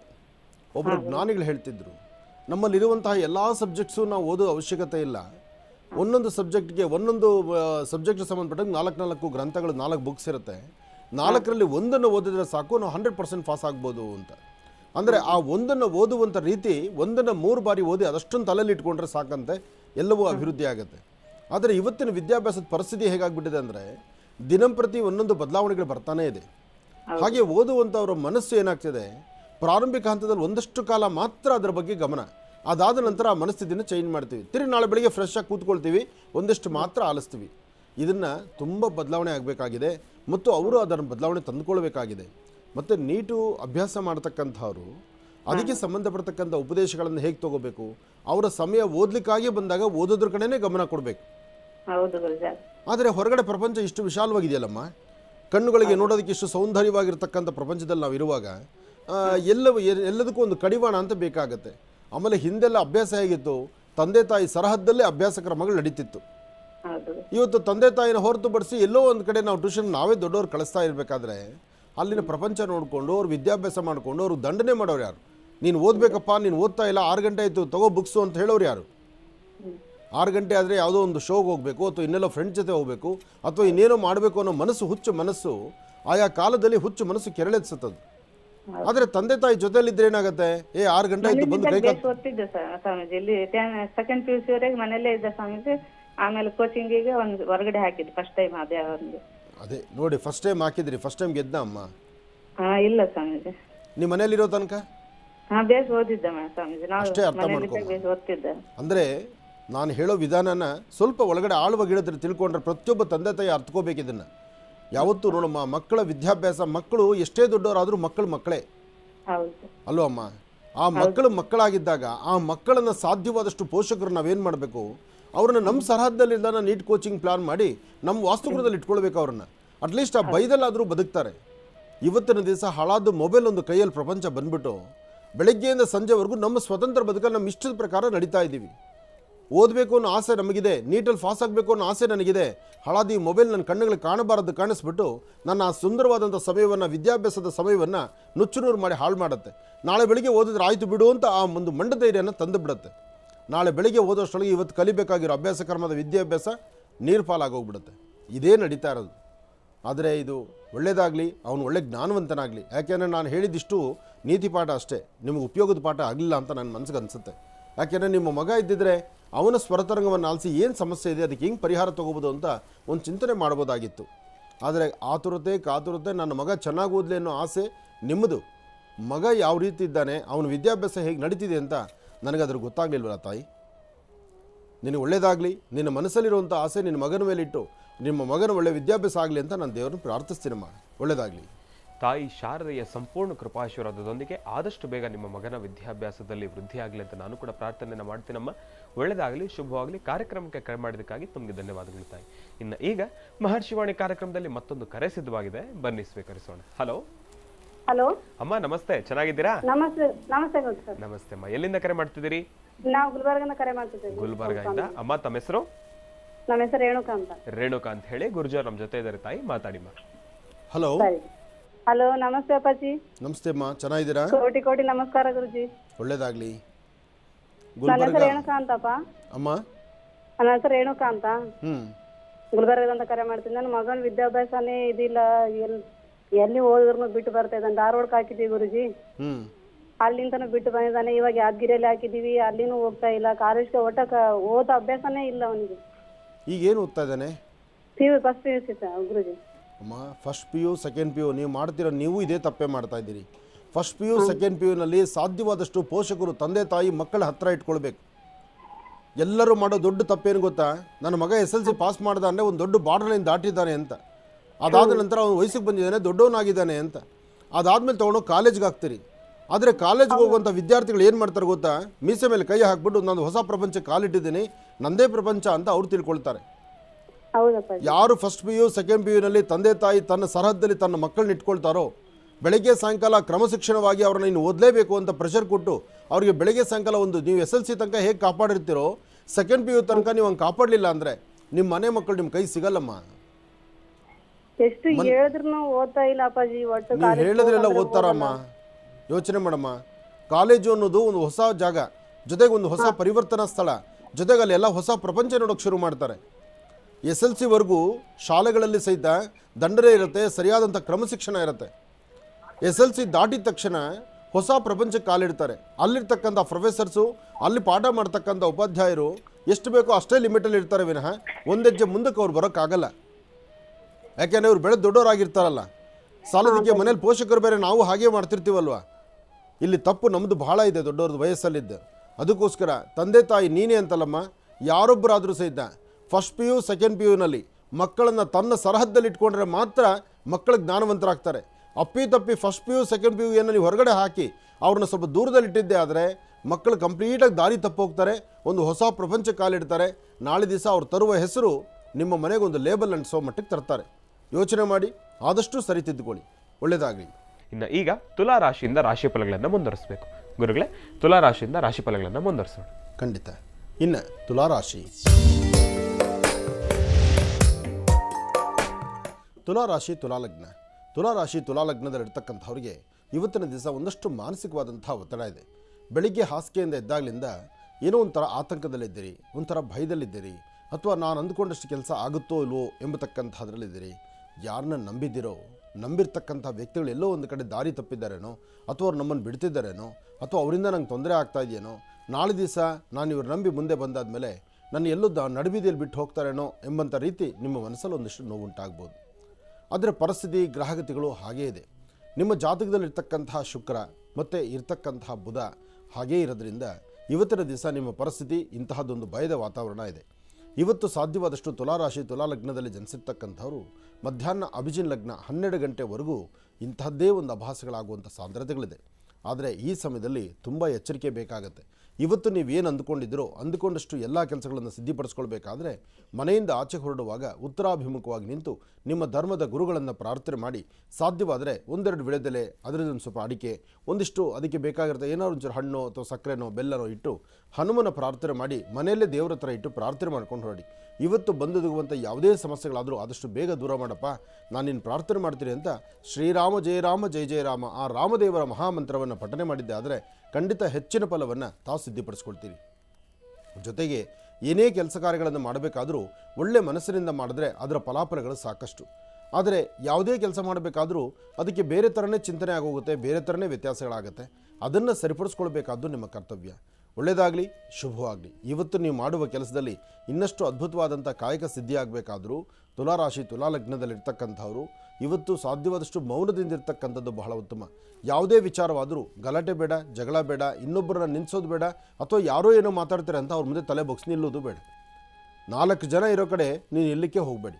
4 ಜನ ಇದ್ದರೆ ಅದರ ಮಧ್ಯದಲ್ಲಿ ಒಂದು ವ್ಯಾಜ್ಯ ಶುರುವಾಗುತ್ತೆ ತುಲಾರಾಶಿಯವರಿಗೆ. ಅದಕ್ಕಾಗಿ ಆ 4 ಜನಗಳು ಸೇರಿದಾಗ ಏನೋ ಒಂದಿಷ್ಟು ಘರ್ಷಣೆ ಶುರುವಾಗುತ್ತೆ ಅಂದಾಗ ಸೈಲೆಂಟಾಗಿ ಆ ಜಾಗ ಖಾಲಿ ಮಾಡಿಬಿಡಿ. ಹೀಗೆ ಮಾಡ್ಕೊಳ್ಳೋದು ಇವತ್ತು ಬಹಳ ಉತ್ತಮ. ಇನ್ನು ವೃಶ್ಚಿಕ ರಾಶಿ. ವೃಶ್ಚಿಕ ರಾಶಿ ವೃಶ್ಚಿಕ ಲಗ್ನ. ವೃಶ್ಚಿಕ ರಾಶಿ ವೃಶ್ಚಿಕ ಲಗ್ನದಲ್ಲಿರ್ತಕ್ಕಂಥವ್ರ ಮನಸ್ಸು ತುಂಬ ಚಂಚಲತೆ ಇದೆ. ಏನೋ ಒಂಥರ ಆತಂಕದಲ್ಲಿದೆ, ಒಂಥರ ಭಯದಲ್ಲಿದೆ, ಮನಸ್ಸಲ್ಲಿ ಏನೋ ಒಂಥರ ಬಾಧೆ ಇದೆ, ಒಳಗಡೆ ಇರತಕ್ಕಂಥ ನೋವನ್ನು ಹೇಳ್ಕೊಳ್ಳೋಕ್ಕಾಗದಂಥ ರೀತಿಯಲ್ಲಿದೆ. ಮನುಷ್ಯನ ಗ್ರಹಗತಿಗಳು ಸರಿಯಿಲ್ಲ ಅಂದಾಗ ಹೀಗೆ ಆಗುತ್ತೆ. ಆದರೆ ಇಂತಹ ಸಮಯದಲ್ಲಿ ಅಧೈರ್ಯ ಮಾಡ್ಕೊಳ್ಬಾರ್ದು. ನೀಲಾಂಜನ ಸಮಾಭಾಸಂ ರವಿಪುತ್ರ ಮಮಾಗ್ರಜಂ ಛಾಯಾಮಾರ್ತಾಂಡ ಸಂಭೂತಂ ತನ್ನಮಾಮಿ ಶನೇಶ್ವರಂ. ಆ ಶನೇಶ್ವರನ ಶ್ರದ್ಧಾಭಕ್ತಿಯಾಗಿ ಪ್ರಾರ್ಥನೆ ಮಾಡಿ ಭಗವಂತನ ಕೃಪಾಕಟಾಕ್ಷಕ್ಕೆ ಪಾತ್ರರಾಗ್ತೀರಿ. ವೃಶ್ಚಿಕ ರಾಶಿ ವೃಶ್ಚಿಕ ಲಗ್ನದಲ್ಲಿರ್ತಕ್ಕಂಥವರು ಇವತ್ತಿನ ದಿವಸ ಶ್ರೀ ವಲ್ಲಿ ದೇವಸೇನಾ ಸಮೇತ ಸುಬ್ರಹ್ಮಣ್ಯೇಶ್ವರನ ಪ್ರಾರ್ಥನೆ ಮಾಡಿ, ಸುಬ್ರಹ್ಮಣ್ಯೇಶ್ವರನ ಪ್ರಾರ್ಥನೆ ಮಾಡಬೇಕು, ಹನುಮನ ಆರಾಧನೆ ಮಾಡಬೇಕು, ಅಥವಾ ಶನೇಶ್ವರ ಮಂತ್ರವನ್ನು ನಿರಂತರ ಪಠನೆ ಮಾಡಬೇಕು. ಇದರಿಂದ ಖಂಡಿತ ಒಳಿತನ್ನು ಸಿದ್ಧಿಪಡಿಸ್ಕೊಳ್ತೀರಿ. ಹಾಗೆ ತಾವು ಧರಿಸುವಂಥ ವಸ್ತ್ರ ಯಾವುದೇ ಬಣ್ಣದ್ದಾದರೂ ಒಂದು ಹಳದಿ ಬಣ್ಣದ ವಸ್ತ್ರವನ್ನು ನಿಮ್ಮ ಪಾಕೆಟಲ್ಲಿ ಇಟ್ಕೊಳ್ಳೋದ್ರಿಂದ, ಹಳದಿ ಬಣ್ಣದ ಕರ್ಚೀಫ್ ಆದರೂ ಸರಿಯೇ ಅದು ನಿಮ್ಮ ಪಾಕೆಟಲ್ಲಿ ಇಟ್ಕೊಳ್ಳಿ, ಹಳದಿ ಬಣ್ಣದ ಗಂಧವನ್ನು ಹಣೆಗೆ ಒಂಚೂರು ಹಚ್ಕೊಳ್ಳಿ. ಇದರಿಂದ ಖಂಡಿತ ಹೆಚ್ಚಿನ ಫಲವನ್ನು ತಾವು ಸಿದ್ಧಿಪಡಿಸ್ಕೊಳ್ತೀರಿ. ಇವತ್ತು ನೀವು ಏನೇ ಕೆಲಸ ಮಾಡಿದ್ರೂ ಉತ್ತರಾಭಿಮುಖವಾಗಿ ನಿಂತು ಉತ್ತರದಿಂದಲೇ ಒಂದು ಹೆಜ್ಜೆಯನ್ನು ಮುಂದೆ ಹಾಕಿ ಗಣಪತಿಯನ್ನು ಪ್ರಾರ್ಥನೆ ಮಾಡ್ಕೊಂಡು ಆಚೆ ಹೊರಡೋದ್ರಿಂದ ಇನ್ನಷ್ಟು ಅನುಕೂಲವನ್ನು ವೃಶ್ಚಿಕ ರಾಶಿಯವರು ಸಿದ್ಧಿಪಡಿಸ್ಕೊಳ್ತೀರಿ. ಇನ್ನು ಧನುರಾಶಿ. ಧನುರಾಶಿ ಧನುರ್ಲಗ್ನ. ಧನುರಾಶಿ ಧನುರ್ಲಗ್ನದಲ್ಲಿರ್ತಕ್ಕಂಥವ್ರಿಗೆ ಆರೋಗ್ಯದಲ್ಲಿ ಸ್ವಲ್ಪ ವ್ಯತ್ಯಾಸ ಇದೆ, ಮನಸ್ಸು ಚಂಚಲತೆ ಇದೆ, ಒಂದಷ್ಟು ಭಯದ ವಾತಾವರಣ ಇದೆ, ಏನು ಮಾಡಿದ್ರೂ ಸಮಾಧಾನ ಇಲ್ಲದಂಥ ರೀತಿಯಲ್ಲಿದೆ. ಮನಸ್ಸಲ್ಲಿ ಏನೋ ಒಂದು ಆತಂಕ ಇರೋದ್ರಿಂದ, ಒಂದಷ್ಟು ಬೇರೆ ಥರ ಉದ್ವಿಗ್ನ ಥರ ಇರೋದ್ರಿಂದ ಯಾರಾದರೂ ಏನಾದ್ರು ಮಾತಾಡಿದ್ರೆ ಕಣ್ಣ ನೀರು ಬರುವಂಥದ್ದು, ಅಥವಾ ತುಂಬ ನೋವು ಅನುಭವಿಸುವಂಥದ್ದು, ಅಥವಾ ನಿಮ್ಮ ಸಂಕಟವನ್ನು, ನಿಮ್ಮೊಳಗಿರುವಂಥ ನ್ಯೂನತೆಯನ್ನು, ನಿಮಗೆ ಆಗಿರ್ತಕ್ಕಂಥ ಅನ್ಯಾಯವನ್ನು ಎದುರುಗಡೆ ಇರ್ತಕ್ಕಂಥವ್ರು ಯಾರಾದರೂ ಮಾತಾಡಿದಾಗ ಕಣ್ಣುಗಳಲ್ಲಿ ಗೊತ್ತಿಲ್ಲದಂಥ ರೀತಿಯಲ್ಲೇ ಕಣ್ಣೀರು ಬಂದ್ಬಿಡುತ್ತೆ. ಅದರಲ್ಲೂ ಇವತ್ತಿನ ದಿವಸ ನೀವು ಹಾಕಿರುವಂಥ ಇಲ್ಲಿವರೆಗೂ ಹಾಕಿರುವ ಹೆಜ್ಜೆಯನ್ನು, ಅಥವಾ ನಾನು ಇಷ್ಟು ಶ್ರಮಿಸಿದ್ರೂ ನನಗೆ ಲಾಭ ಸಿಗದಿರ ಇದೆಯಲ್ಲ ಅಂತಕ್ಕಂಥದ್ರ ನೋವು ಭಾಳ ತುಂಬಿಕೊಂಡಿರ್ತೀರಿ ಧನುರಾಶಿಯವರು. ಇಂಥದ್ರ ಮಧ್ಯದಲ್ಲಿ ಅನ್ಯಾಯವೂ ಇದೆ, ಲಾಭವೂ ಇದೆ. ಅನ್ಯಾಯ ಹೇಗೆ? ಕಷ್ಟಪಟ್ಟು ಸಂಪಾದನೆ ಮಾಡಿರ್ತಕ್ಕಂಥದ್ದನ್ನು ಯಾರಿಗೋ ಕೊಟ್ಟಿರ್ತೀರಿ ಇಟ್ಕೊಳ್ಳಿ ಅಂತ, ಅಥವಾ ಯಾವುದೋ ವಸ್ತುನ ಏನೋ ಒಂದು ಜವಾಬ್ದಾರಿ ಕೊಟ್ಟಿರ್ತೀರಿ ನಾನು ಭಾಳ ಬೇಕಾಗಿರೋರು ಅಂತ. ಆ ಬೇಕಾಗಿರ್ತಕ್ಕಂಥ ವ್ಯಕ್ತಿ ನಿಮಗೆ ಮೋಸ ಮಾಡಿದ್ರೆ, ಅವ್ರು ನಿಮಗೆ ಅನ್ಯಾಯ ಮಾಡಿದ್ರೆ, ಅಥವಾ 4 ಜನ ನೀವು ನಂಬಿ ಒಂದು ಸಭೆಯಲ್ಲಿದ್ದಾಗ ಆ 4 ಜನವೂ ನಿಮ್ಮನ್ನು ಬೆರಳು ಮಾಡಿ ತೋರಿಸ್ಬಿಟ್ರೆ ಅಲ್ಲಿ ನಿಮಗೆ ನೋವಾಗುತ್ತೆ.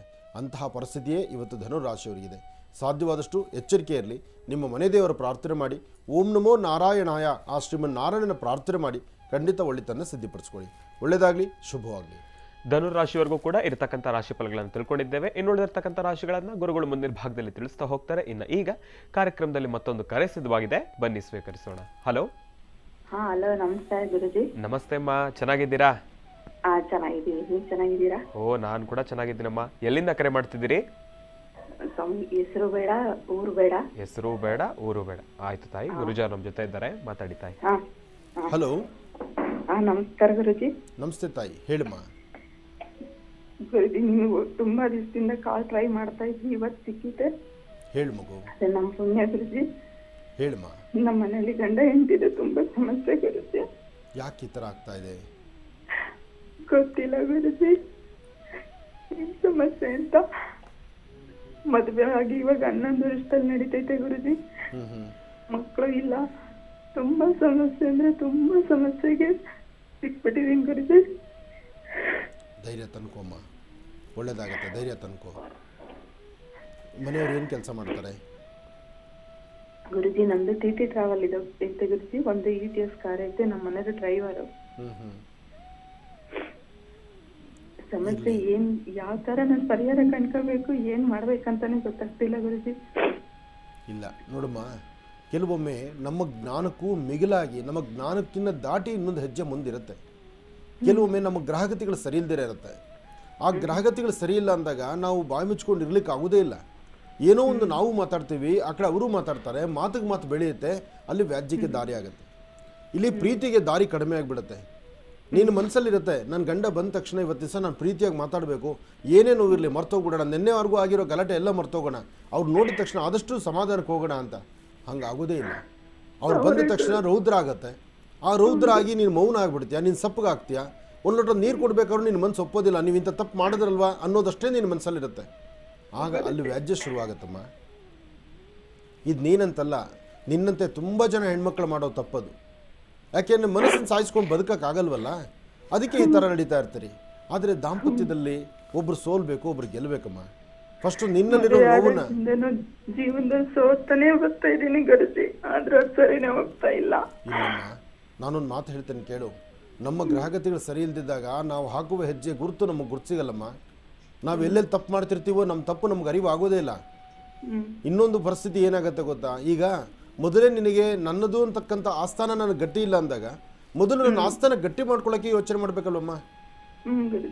ಫಸ್ಟ್ ಇವಾಗ ನೀನು ಅವ್ರ ಹೃದಯದಲ್ಲಿ ನೀವು ಪ್ರೀತಿ ಸಂಪಾದನೆ ಮಾಡಲೇಬೇಕು. ಅದು 11 ವರ್ಷ ಅಂತಿದ್ಯಾ, 11 ವರ್ಷ ಆಗಿ ಸಂತಾನ ಇಲ್ಲ ಅಂತ ಇದೆಯಾ. ಎಲ್ಲ ಒಂದಕ್ಕೊಂದು ಜೋಡಿಸ್ದಂಗಿದೆ. ನಾಳೆ ಇನ್ನೊಂದು ಸ್ಟೆಪ್ ಏನಾದ್ರು ಮುಂದಕ್ಕೆ ಹೊಟ್ಟೋಗ್ಬಿಟ್ಟು ಬೇರೆ ಥರ ಆಗಿಬಿಟ್ರೆ ನಿನ್ನ ಜೀವನದುದ್ದಕ್ಕೂ ನೀನು ಕಣ್ಣೀರೇ ಅಲ್ವಮ್ಮ. ಅದಕ್ಕೆ ಅವಕಾಶ ಕೊಡಬೇಡ. ಇವತ್ತೇ ನೀನು ಬದಲಾವಣೆ ತನ್ಕೋ. ಆಗಿದ್ದೆಲ್ಲ ಆಗೋಗ್ಬಿಡ್ಲಿ. ನಿನ್ನೆವರೆಗೂ ಅಲ್ಲ ಜೀವನ, ಇನ್ನು ಮುಂದೆ ಇರೋದೇ ಜೀವನ. ನೀನು ಅದನ್ನು ಮಾಡು, ನೀನು ಗೆಲ್ತೀಯ. ನೀನು ಗೆಲ್ಲುವಂಥ ಶಕ್ತಿ ಇದೆ. ನೀನು ಭಾಳ ಬುದ್ಧಿವಂತನೂ ಇದೆಯಾ. ನೀನು ಮನಸ್ಸಲ್ಲಿರ್ತಕ್ಕಂಥದ್ದು ಸ್ವಲ್ಪ ಗಟ್ಟಿಪಡಿಸ್ಕೊಂಡ್ರೆ ಇದು ಯಾವುದೂ ದೊಡ್ಡ ವಿಚಾರ ಅಲ್ಲ. ನೀನು ಗೆಲ್ತೀಯ. ಯಾಕೆಂದರೆ ನಿನ್ನ ಸ್ವರತರಂಗದಲ್ಲಿ ಇಲ್ಲಿವರೆಗೂ ನಿನ್ನ ಗ್ರಹಗತಿಗಳು ಸರಿ ಇಲ್ದಿರ ಇನ್ನೂ ಈ ಜನವರಿ 14 ತನಕ ಹೀಗೆ ಇರುತ್ತೆ. ಜನವರಿ 14ರವರೆಗೂ ನಿನ್ನ ಸ್ವರತರಂಗ ಪ್ರಕಾರ ಶನಿ ಇರ್ತಕ್ಕಂಥ ಆಸ್ಥಾನ ಸರಿ ಇಲ್ಲ, ಇದು ನೋವಿದೆ. ಆದರೆ ಜನವರಿ 14 ದಾಟಿದ್ರೆ ನಿನ್ನ ಭವಿಷ್ಯತ್ತಲ್ಲೂ ಬೆಳಕಿದೆ. ಹಾಗಂತ ಅಲ್ಲಿವರೆಗೂ ಕಾದ್ಕೊಂಡು ಕೂತ್ಕೋಬೇಡ. ಇವತ್ತಿನಿಂದಲೇ ಒಂದು ಒಳ್ಳೆ ಪ್ರಯತ್ನ ಮಾಡು. ನೀನು ಆದಷ್ಟು ನಗನಗ್ತಾ ಇರು, ಹಸನ್ಮುಖಿಯಾಗಿರು. ಎಂಥದೇ ಸಮಸ್ಯೆ ಬರಲಿ ನಗನಗ್ತಾ ಹೆದರ್ಸು. ನಿನ್ನ ಕೈಲಿ ಆಗುತ್ತೆ, ನೀನು ಅದು ಮಾಡ್ತೀಯ. ಅದು ಮಾಡೋದ್ರಿಂದಲೇ ನಿನಗೆ ಅನುಕೂಲ ಆಗುತ್ತೆ. ಒಳ್ಳೇದಾಗ್ಲಮ್ಮ. ಇನ್ನು ಈಗ ಮಕರ ರಾಶಿಯಿಂದ ರಾಶಿ ಫಲಗಳನ್ನು ಮುಂದುವರಿಸಬೇಕು. ಗುರುಗಳೇ, ಮಕರ ರಾಶಿಯಿಂದ ರಾಶಿ ಫಲಗಳನ್ನು ಮುಂದುವರಿಸೋಣ. ಖಂಡಿತ. ಇನ್ನು ಮಕರ ರಾಶಿ. ಮಕರ ರಾಶಿ ಮಕರ ಲಗ್ನ. ಮಕರ ರಾಶಿ ಮಕರ ಲಗ್ನದಲ್ಲಿರ್ತಕ್ಕಂಥವ್ರಿಗೆ ರಾಶಿ ನಕ್ಷತ್ರಚಾರ ಪ್ರಕಾರ ಚಂದ್ರ ಮತ್ತು ಗುರು ಇರ್ತಕ್ಕಂಥ ಆಸ್ಥಾನ, ಬುಧ ಮತ್ತು ಶನಿ ಇರ್ತಕ್ಕಂಥ ಆಸ್ಥಾನ, ಜೊತೆಗೆ ರಾಹು ಇರ್ತಕ್ಕಂಥ ಆಸ್ಥಾನ ಅಷ್ಟು ಸಮಂಜಸಕರವಾದಲ್ಲದ್ರಿಂದ ಆರೋಗ್ಯದಲ್ಲಿ ವ್ಯತ್ಯಾಸ, ಮನಸ್ಸು ನೆಮ್ಮದಿಲ್ದಿರತಕ್ಕಂಥದ್ದು, ಮಾಡುವ ಯಾವ ಕಾಯಕವೂ ಸಿದ್ಧ ಮನಸ್ಸಿಗೂ ತೃಪ್ತಿ ಇಲ್ಲ, ಹೊರಗಡೆ ಪ್ರಪಂಚಕ್ಕೂ ತೃಪ್ತಿ ಇಲ್ಲ. ಅಂದರೆ ಪರಿಸರದಲ್ಲಿರ್ತಕ್ಕಂಥವ್ರನ್ನೂ ತೃಪ್ತಿಪಡಿಸೋಕ್ಕಾಗೋದಿಲ್ಲ. ಒಂದಲ್ಲ ಒಂಥರ ಅಭಾಸ ಆಗುವಂಥದ್ದು, ಸಮಸ್ಯೆ ಬರ್ತಕ್ಕಂಥದ್ದು, ಅಥವಾ ಆತ್ಮತೃಪ್ತಿನೂ ಇಲ್ದಿರ ಮಾಡುವಂಥ ಕೆಲಸಗಳು ಸರಿ ಇದೆಯೋ ಇಲ್ವೋ ಎಂಬತಕ್ಕಂಥ ಯಕ್ಷ ಪ್ರಶ್ನೆ ಮನಸ್ಸಿಗೆ ಬಾಸುವಂಥದ್ದು. ಅದಕ್ಕಿಂತ ಮುಖ್ಯವಾಗಿ ಆರೋಗ್ಯದಲ್ಲಿ ವ್ಯತ್ಯಾಸ ಆಗ್ತಾ ಇರೋದ್ರಿಂದ ಆರೋಗ್ಯವನ್ನು ಹೇಗೆ ಸರಿಪಡಿಸ್ಕೋಬೇಕಪ್ಪ ಭಗವಂತ ಅಂತ ಆಲೋಚನೆ ಮಾಡುವಂಥದ್ದು. ಹಾಗೆ ದೂರಭಾರ ಪ್ರಯಾಣ ಬೆಳೆಸಬೇಕು, ಏನಾದ್ರು ಒಂದು ವೃತ್ತಿಯಲ್ಲಿ ಬದಲಾವಣೆ ತಂದುಕೊಳ್ಬೇಕು, ಅಥವಾ ಇನ್ನೇನಾದ್ರು ಆರ್ಥಿಕ ಪರಿಸ್ಥಿತಿ ಅಭಿವೃದ್ಧಿ ಪಡಿಸ್ಕೋಬೇಕು ಎಂಬತಕ್ಕಂಥ 100 ಆಲೋಚನೆಗಳು ಮಾತ್ರ. ಆದರೆ ಯಾವುದೂ ಕೆಲಸಕ್ಕಾಗಲಿ ಅಥವಾ ಕಾರ್ಯಗತಕ್ಕಾಗಲಿ ತಂದುಕೊಳ್ಳೋಕ್ಕಾಗದಂಥ ರೀತಿಯಲ್ಲಿದ್ದೀರಿ.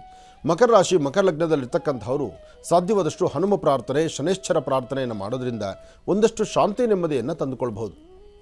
ಇವತ್ತು ಸರಿಸುಮಾರು ಮಧ್ಯಾಹ್ನ 2 ಗಂಟೆಯಿಂದ 4:20 ತನಕ, 2 ರಿಂದ 4:20 ಬಹಳ ಪ್ರಶಸ್ತವಾದಂಥ ಕಾಲ, ವಿಶೇಷವಾಗಿರತಕ್ಕಂಥ ಕಾಲ. ಈ ಸಮಯದಲ್ಲಿ ತಾವು ಅಂದುಕೊಂಡಷ್ಟು ಮಟ್ಟಿಗೆ ಸ್ವಲ್ಪ ಮಟ್ಟಿಗಾದರೂ ಲಾಭವನ್ನು ಗಳಿಸ್ಬೋದು. ಆದರೆ ಏನೇ ಮಾಡಬೇಕಾದರೂ ಭಾಳ ಆಲೋಚನೆ ಬೇಕು, ಎಚ್ಚರಿಕೆ ಬೇಕು. ಯಾಕೆಂದರೆ ಇವತ್ತಿನ ದಿವಸ ಒಂದಲ್ಲ ಒಂಥರ ಅಭಾಸ ಆಗುವಂಥದ್ದು, ಒಂದಲ್ಲ ಒಂಥರ ಸಮಸ್ಯೆ ತಂದುಕೊಳ್ಳುವಂಥದ್ದು, ಅಥವಾ ಮಾಡದಿರತಕ್ಕಂಥ ತಪ್ಪು ಒಪ್ಪುಗಳಿಗೆ ತಲೆಬಗ್ಗಿಸುವಂಥದ್ದು, ಇಂಥ ಪರಿಸ್ಥಿತಿ ಮಕರ ರಾಶಿಯವರಿಗಿದೆ. ಮಕರ ರಾಶಿ ಮಕರ ಲಗ್ನದಲ್ಲಿರ್ತಕ್ಕಂಥವರು ಇವತ್ತು ಸಂಧ್ಯಾಕಾಲ 4 ರಿಂದ 6:20 ಈ ಸಮಯದಲ್ಲಿ ಒಂದು ದುರ್ಗಾ ಪ್ರಾರ್ಥನೆ ಆಗಲಿ, ಓಂ ದುಂ ದುರ್ಗಾಯೇ ನಮಃ ಎಂಬತಕ್ಕಂಥ ಮಹಾಮಂತ್ರವನ್ನಾಗಲಿ, ಅಥವಾ ಬೇವಿನ ವೃಕ್ಷದ ಹತ್ರ ಒಂದು ದೀಪ ಅಂಟಿಸಿ ನಮಸ್ಕಾರ ಮಾಡ್ತಕ್ಕಂಥದ್ದಾಗಲಿ ಮಾಡೋದ್ರಿಂದ ಸ್ವಲ್ಪ ಮಟ್ಟಿಗೆ ಶಾಂತಿ ನೆಮ್ಮದಿಯನ್ನು ಖಂಡಿತ ಸಿದ್ಧಿಪಡಿಸ್ಕೊಳ್ತೀರಿ. ಒಳ್ಳೆಯದಾಗಲಿ, ಶುಭವಾಗಲಿ. ಇನ್ನು ಕುಂಭರಾಶಿ. ಕುಂಭರಾಶಿ ಕುಂಭಲಗ್ನ. ಕುಂಭರಾಶಿ ಕುಂಭಲಗ್ನದಲ್ಲಿರ್ತಕ್ಕಂಥವ್ರಿಗೆ ಚಂದ್ರ ಇರ್ತಕ್ಕಂಥ ಆಸ್ಥಾನ, ಗುರು ಇರ್ತಕ್ಕಂಥ ಆಸ್ಥಾನ ಚೆನ್ನಾಗಿದ್ದು, ಬುಧನ ಅನುಗ್ರಹದಿಂದ ಇಷ್ಟಾರ್ಥವನ್ನು ಸಿದ್ಧಿಪಡಿಸ್ಕೊಂಡು ಯಾವುದೇ ಕಾಯಕವನ್ನು ಮಾಡಬೇಕಾದ್ರೂ ಧೈರ್ಯವಾಗಿ ಒಂದು ಹೆಜ್ಜೆ ಮುಂದೆ ಹಾಕಿದ್ರೂ ಎಲ್ಲ ಒಂದು ಕಡೆ ಅಸಮಾಧಾನ ಎಂಬತಕ್ಕಂಥದ್ದು ತುಂಬಿ ತುಳುಕ್ತಾ ಇರುತ್ತೆ. ಯಾರನ್ನ ನಂಬಿದ್ರೂ ಆಗೋದಿಲ್ಲ, ಸ್ವಂತವಾಗಿ ಕೆಲಸ ಮಾಡಲಿಕ್ಕೆ ಕೈಲಾಗೋದಿಲ್ಲ, ಅಥವಾ ಕೊಟ್ಟಂಥ ವಸ್ತುಗಳು ಪುನಃ ವಾಪಸ್ ಬರೋದಿಲ್ಲ, ಅಥವಾ ಯಾರೊಬ್ಬರು ನಂಬಿದ್ರೂ ನಂಬಿರ್ತಕ್ಕಂಥ ವ್ಯಕ್ತಿಗಳು ಸರಿಯಾದ ರೀತಿ ಮಾರ್ಗದರ್ಶನ ಕೊಡೋದಿಲ್ಲ. ಹೀಗೆ ಒಂದಲ್ಲ ಒಂಥರ ಅಚಾತುರ್ಯಗಳು ಕುಂಭರಾಶಿಯವರೆಗೂ ನಡೀತಾ ಇದೆ. ಕಾರಣ ಈಗ ಪ್ರಸ್ತುತ ಶನಿ ಇರ್ತಕ್ಕಂಥ ಆಸ್ಥಾನ ಅಷ್ಟು ಸಮಂಜಸಕರವಾದಲ್ಲದ್ರಿಂದ ಒಂದಲ್ಲ ಒಂಥರ ಸಮಸ್ಯೆಗಳ ಸೆರೆಮಾಲೆ ನಿಮ್ಮದಾಗಿದೆ. ದೂರಭಾರ ಪ್ರಯಾಣದಲ್ಲಾಗಲಿ, ಅಥವಾ ಆರೋಗ್ಯ ವ್ಯತ್ಯಾಸದಲ್ಲಾಗಲಿ, ಅಥವಾ ಒಂದು ತೀರ್ಥಕ್ಷೇತ್ರಗಳು ಹೊರಡಬೇಕು ಅಂತದಾಗಲಿ, ಯಾವುದೇ ಒಂದು ಮನಸ್ಸಿಗೆ ಬಂದರೂ ಪರಿಪೂರ್ತಿಯಾಗಿ ಸಿದ್ಧಿಪಡಿಸ್ಕೊಳ್ಳೋಕ್ಕಾಗದಂಥ ರೀತಿಯಲ್ಲಿದ್ದೀರಿ. ಆದರೆ ಇವತ್ತಿನ ದಿವಸ ನೀವು ಮಾಡುವ ಕಾಯಕದಲ್ಲಿ ಏನಾದರೂ ಒಂದಿಷ್ಟು ಬದಲಾವಣೆ ತಂದುಕೊಳ್ಬೋದಾದರೆ ನಿಮ್ಮ ಕುಲದೇವರನ್ನ ಪ್ರಾರ್ಥನೆ ಮಾಡ್ತಕ್ಕಂಥದ್ದು, ಸಾಧ್ಯವಾದರೆ ಒಂದು ಹಸಿರು ವಸ್ತ್ರವನ್ನು ನಿಮ್ಮ ಪಾಕೆಟಲ್ಲಿ ಇಟ್ಕೊಳ್ತಕ್ಕಂಥದ್ದು, ಹಸಿರು ಪ್ರದೇಶಗಳಲ್ಲಿ ಒಂದಷ್ಟು ಕಾಲ ಕಳೀತಕ್ಕಂಥದ್ದು, ಸಾಧ್ಯವಾದರೆ ಪಶು ಪಕ್ಷಿ ಪ್ರಾಣಿಗಳಿಗೆ ಆಹಾರವನ್ನು ಉಣಬಡಿಸ್ತಕ್ಕಂಥದ್ದು, ಇಂತಹ ಒಂದು ಕಾಯಕವನ್ನು ಮಾಡಿದ್ದೇ ಆದರೆ ಒಂದಷ್ಟು ನೆಮ್ಮದಿಯನ್ನು ತಾವು ಸಿದ್ಧಿಪಡಿಸ್ಕೊಳ್ಬೋದು. ಕುಂಭರಾಶಿ ಕುಂಭಲಗ್ನದಲ್ಲಿರ್ತಕ್ಕಂಥ ಹೆಣ್ಣು ಮಕ್ಕಳು ಸಾಧ್ಯವಾದಷ್ಟು ಮೌನದಿಂದಿರ್ತಕ್ಕಂಥದ್ದು ಬಹಳ ಉತ್ತಮ.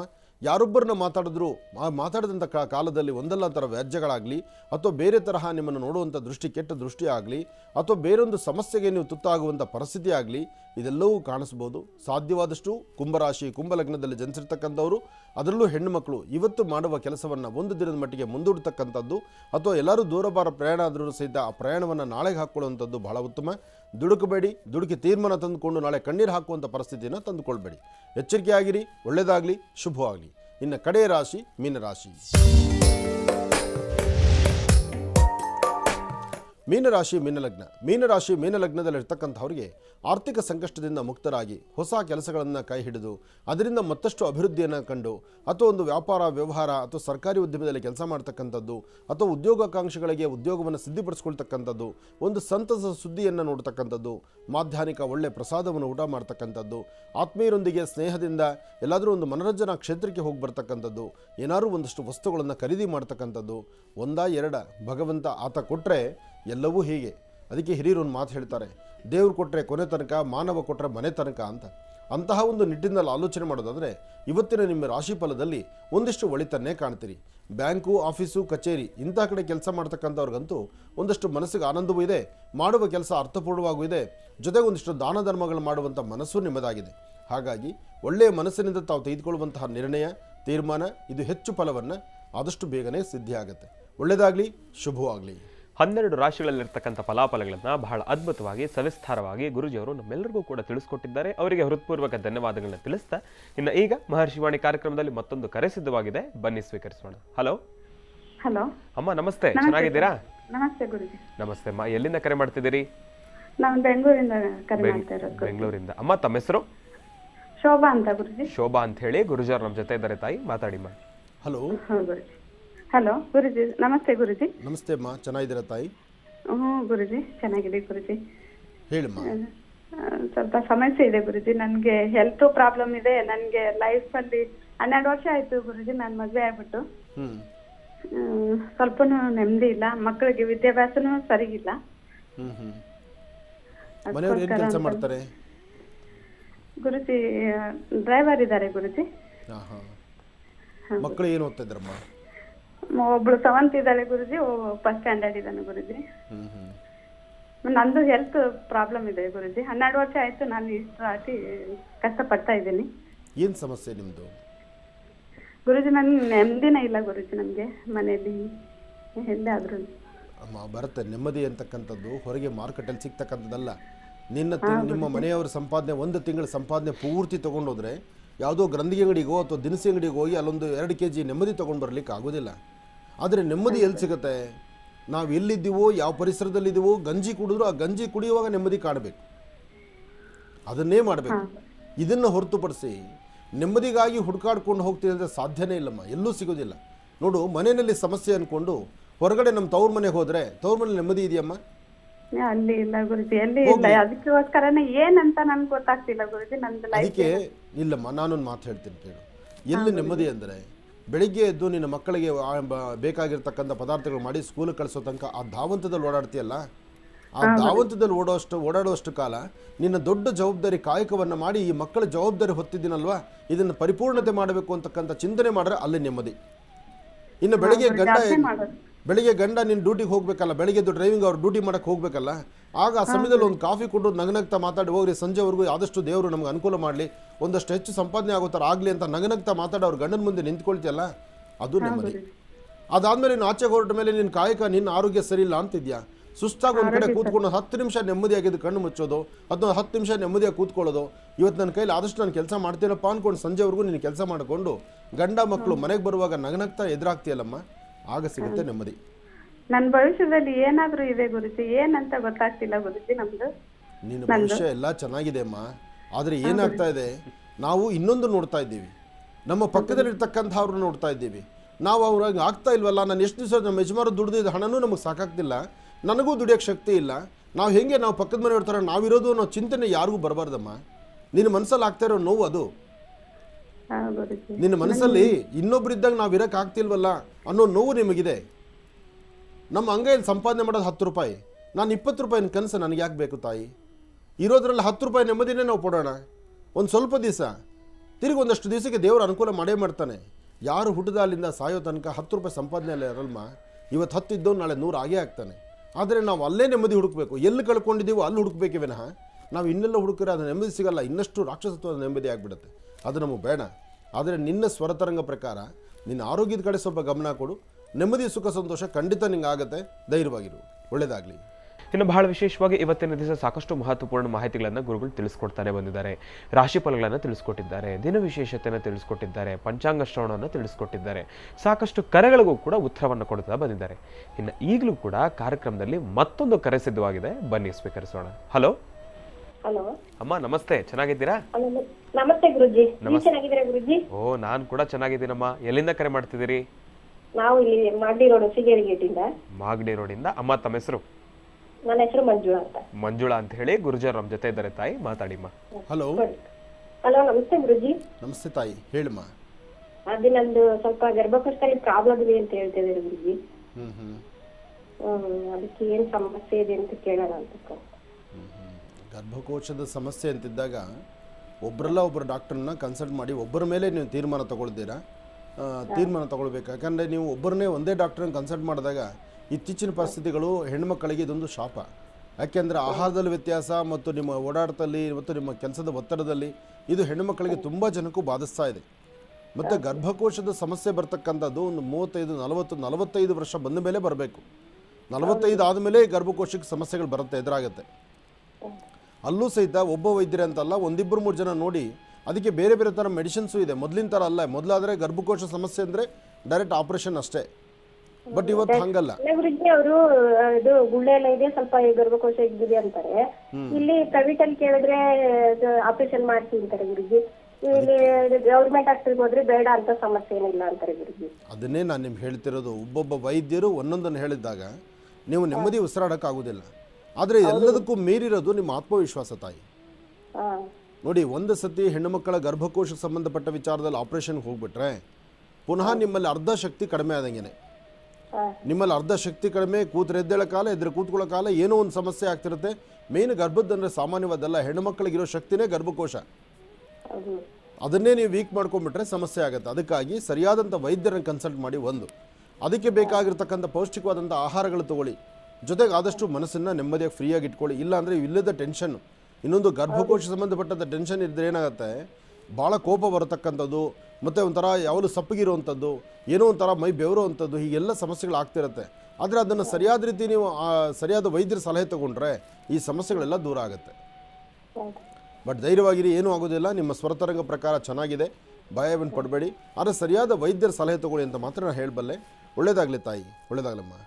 ಧನ್ವಂತರಿ ಮಹಾವಿಷ್ಣುವಿನ ಸಂಪೂರ್ಣ ಕೃಪಾಶೀರ್ವಾದದಿಂದ ಆದಷ್ಟು ಬೇಗ ನಿಮ್ಮ ಆರೋಗ್ಯ ಸಮಸ್ಯೆಗಳೆಲ್ಲವೂ ಕೂಡ ದೂರ ಆಗಲಿ ಅಂತ ನಾನು ಕೂಡ ಪ್ರಾರ್ಥನೆಯನ್ನು ಮಾಡ್ತೀನಮ್ಮ.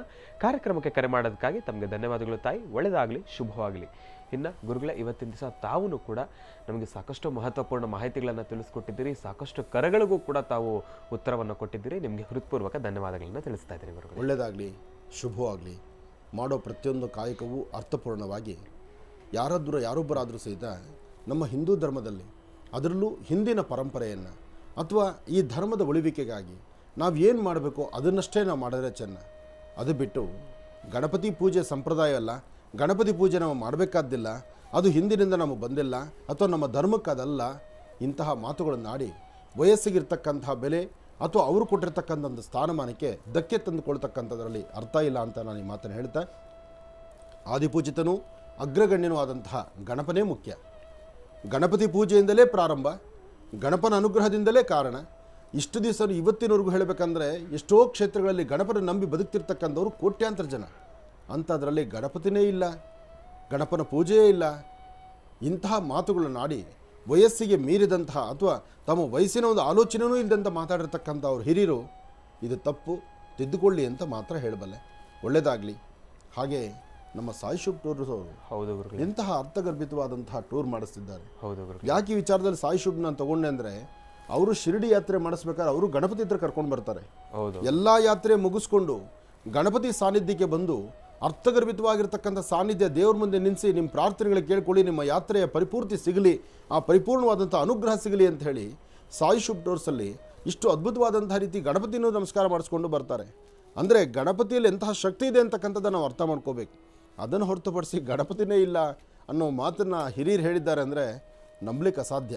ಆದರೂ ವಾದ, ನಾನು ಗಣಪತಿ ಇಲ್ಲ ಅಂತಲೇ ಹೇಳ್ತೀನಿ ಅಂತ ಹೇಳ್ತಾರೆ. ಇರಲಿ, ಅವ್ರು ಒಳ್ಳೇದಾಗಲಿ, ಅವ್ರಿಗೂ ದೇವ್ರು ಚೆನ್ನಾಗಿ ಒಳ್ಳೆ ಬುದ್ಧಿ ಕೊಡಲಿ, ಒಳ್ಳೇದಾಗಲಿ.